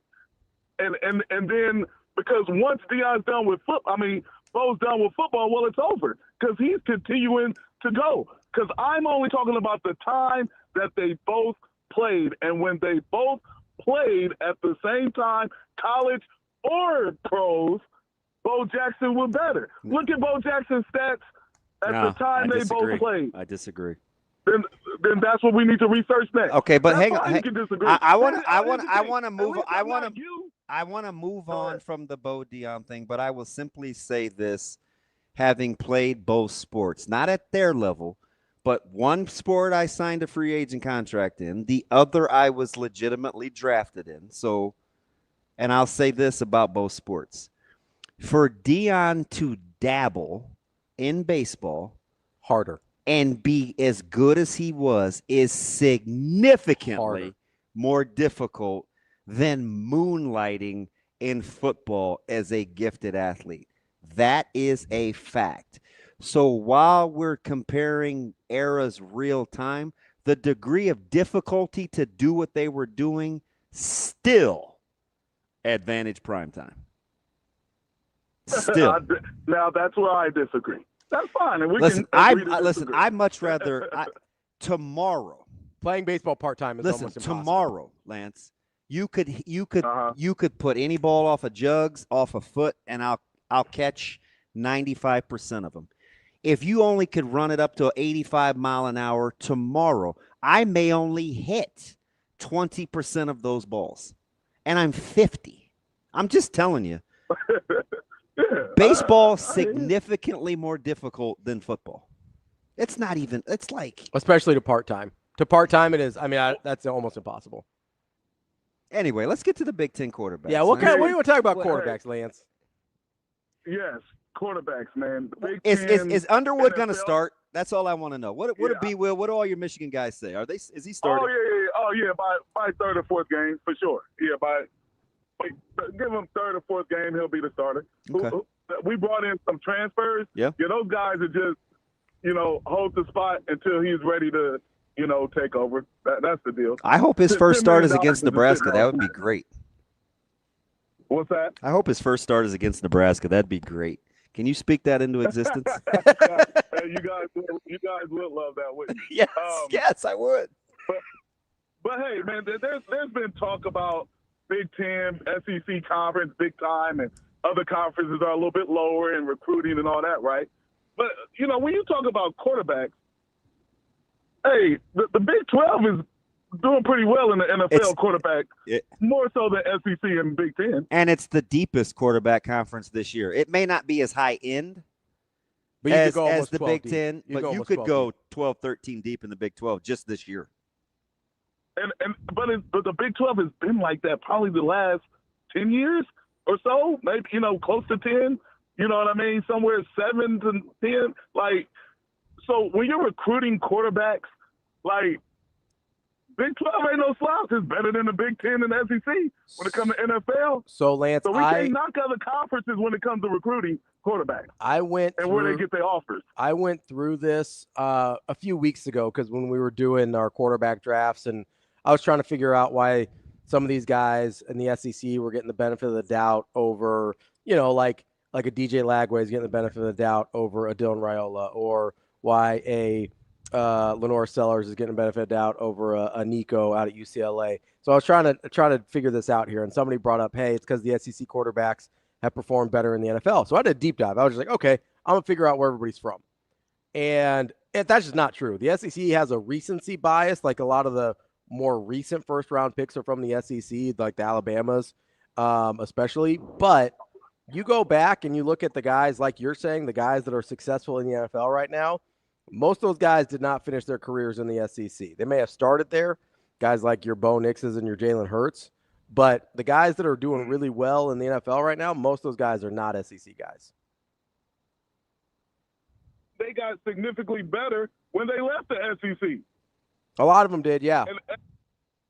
And the Big Ten, hey, who's the Big Ten banking on now? J.J. McCarthy, he's unproven. We have to see what he's going to be. So C.J. Stroud is probably the best young guy out of the Big Ten. And even in a sophomore slump won a playoff game. So, yeah. I mean, I'd ride with that guy. I'd ride with Stroud, yeah. Right, and I'm with Stroud, too. I'm definitely – but that's one guy, right? So that's my thing. There's certain things where you can talk about conferences and recruiting about, O-line, D-line, Big Ten, SEC, yeah, for sure. Even DBs, receivers are tossed up. You can be a good receiver in any conference.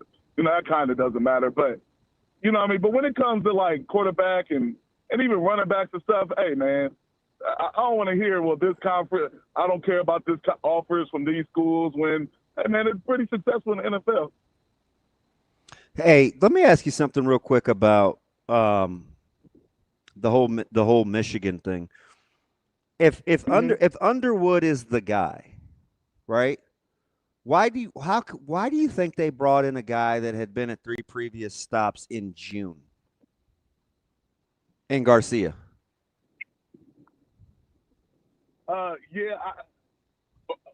Because I still think I believe that they still want somebody to to get started and to hand the keys off. And maybe it's because, Sharon Moore is also going to be missing games early. Maybe that made it, you know what I mean? And maybe who they got, because I can't remember who the other guy they got, like, before spring ball. Who was it? Mikey Keene is from Fresno State. Mikey Keene is probably the backup right now. Yeah, from Fresno State.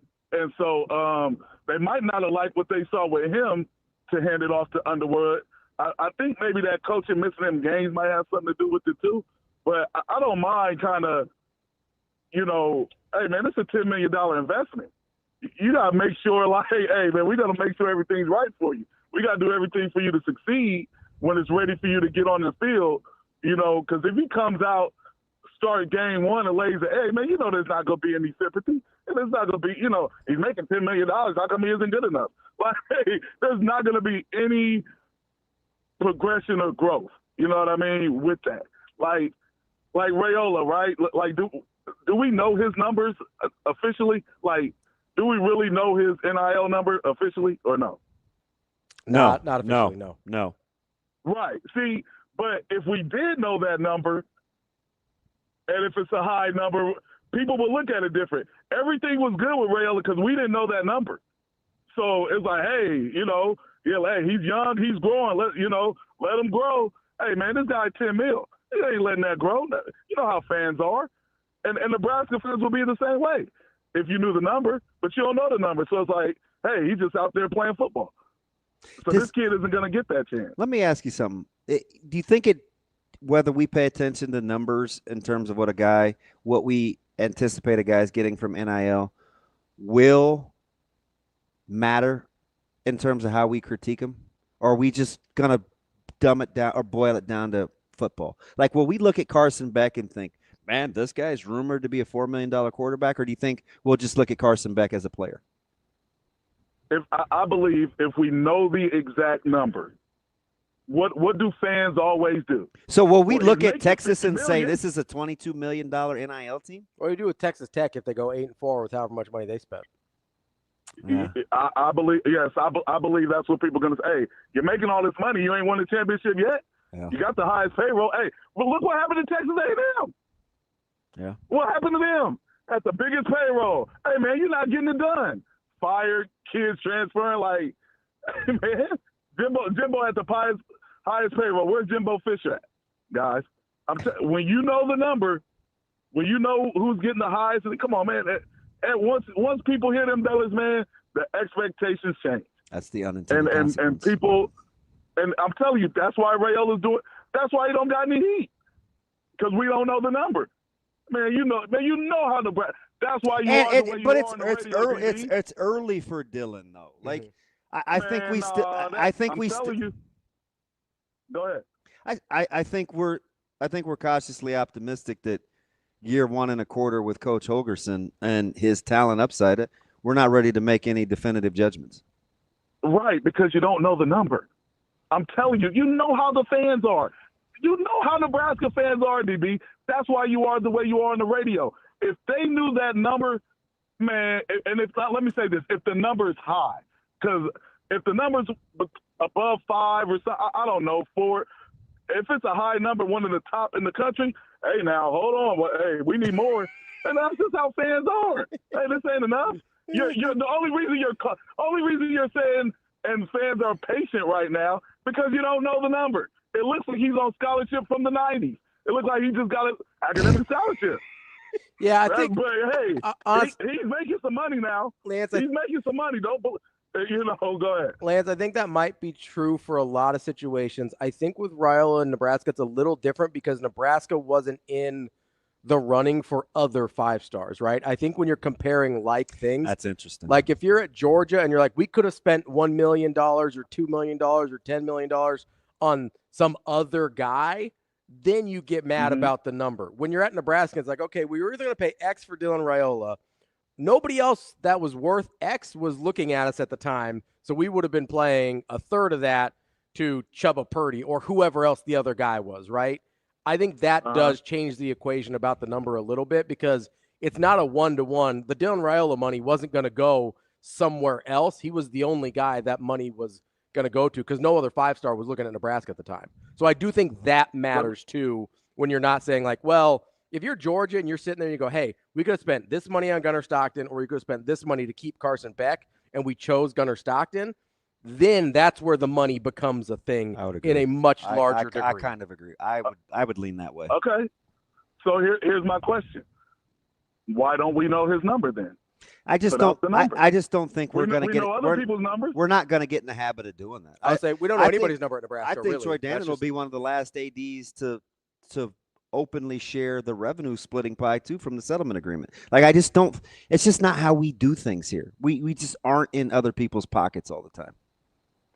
Well, here's the thing though. But when we do hear it, we get into it.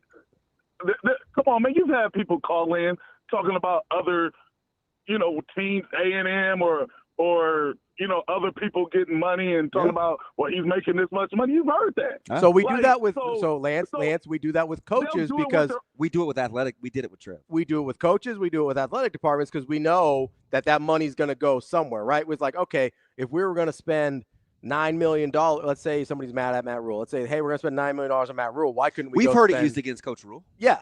It's like, I mean, Game Dog lit us up over $9 million a year. He should win more.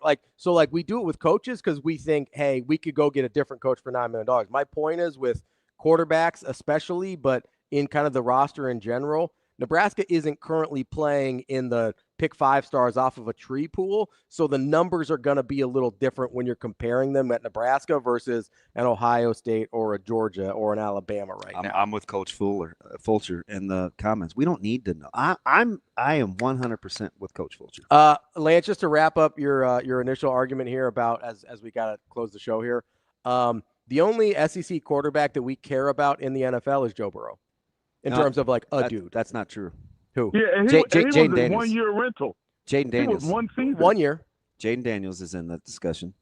But, I mean, Josh Allen is from Wyoming. Lamar Jackson's from Louisville.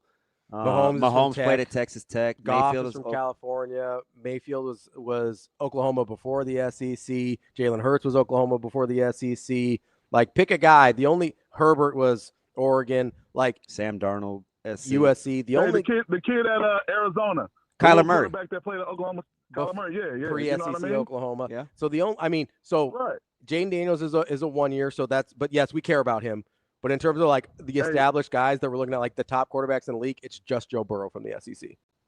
Now, DB, tell Ravi why I really brought this up off air. You know why I brought this up, right, DB? Just because you're talking about the perception of the conferences. Yeah, but there's a more personal reason I brought this up. But don't say it on the air, because I'm not, I'm still trying to get my son recruited. I think you might have just said it without saying it. But Lance, we appreciate you. Yeah, I got you. Appreciate the call, Lance. Right. We'll catch up with you later. All right. That's Hurrdat Sports Live for the day. DB and I will be back tomorrow. Politician. Just, hey, it's July before you know it. We got fall camp in 3 weeks. Let's go. And we didn't even, we still haven't gotten anything. We left about 58% of the rundown. Oh, that's we'll keep you entertained. There is no July dog days for us. We're going to bring it regardless. We are taking a little break next week, but we will still have some content for you. Don't you worry about it. We'll be back tomorrow. Hurrdat Sports Live. See you. Have a good day. Love you.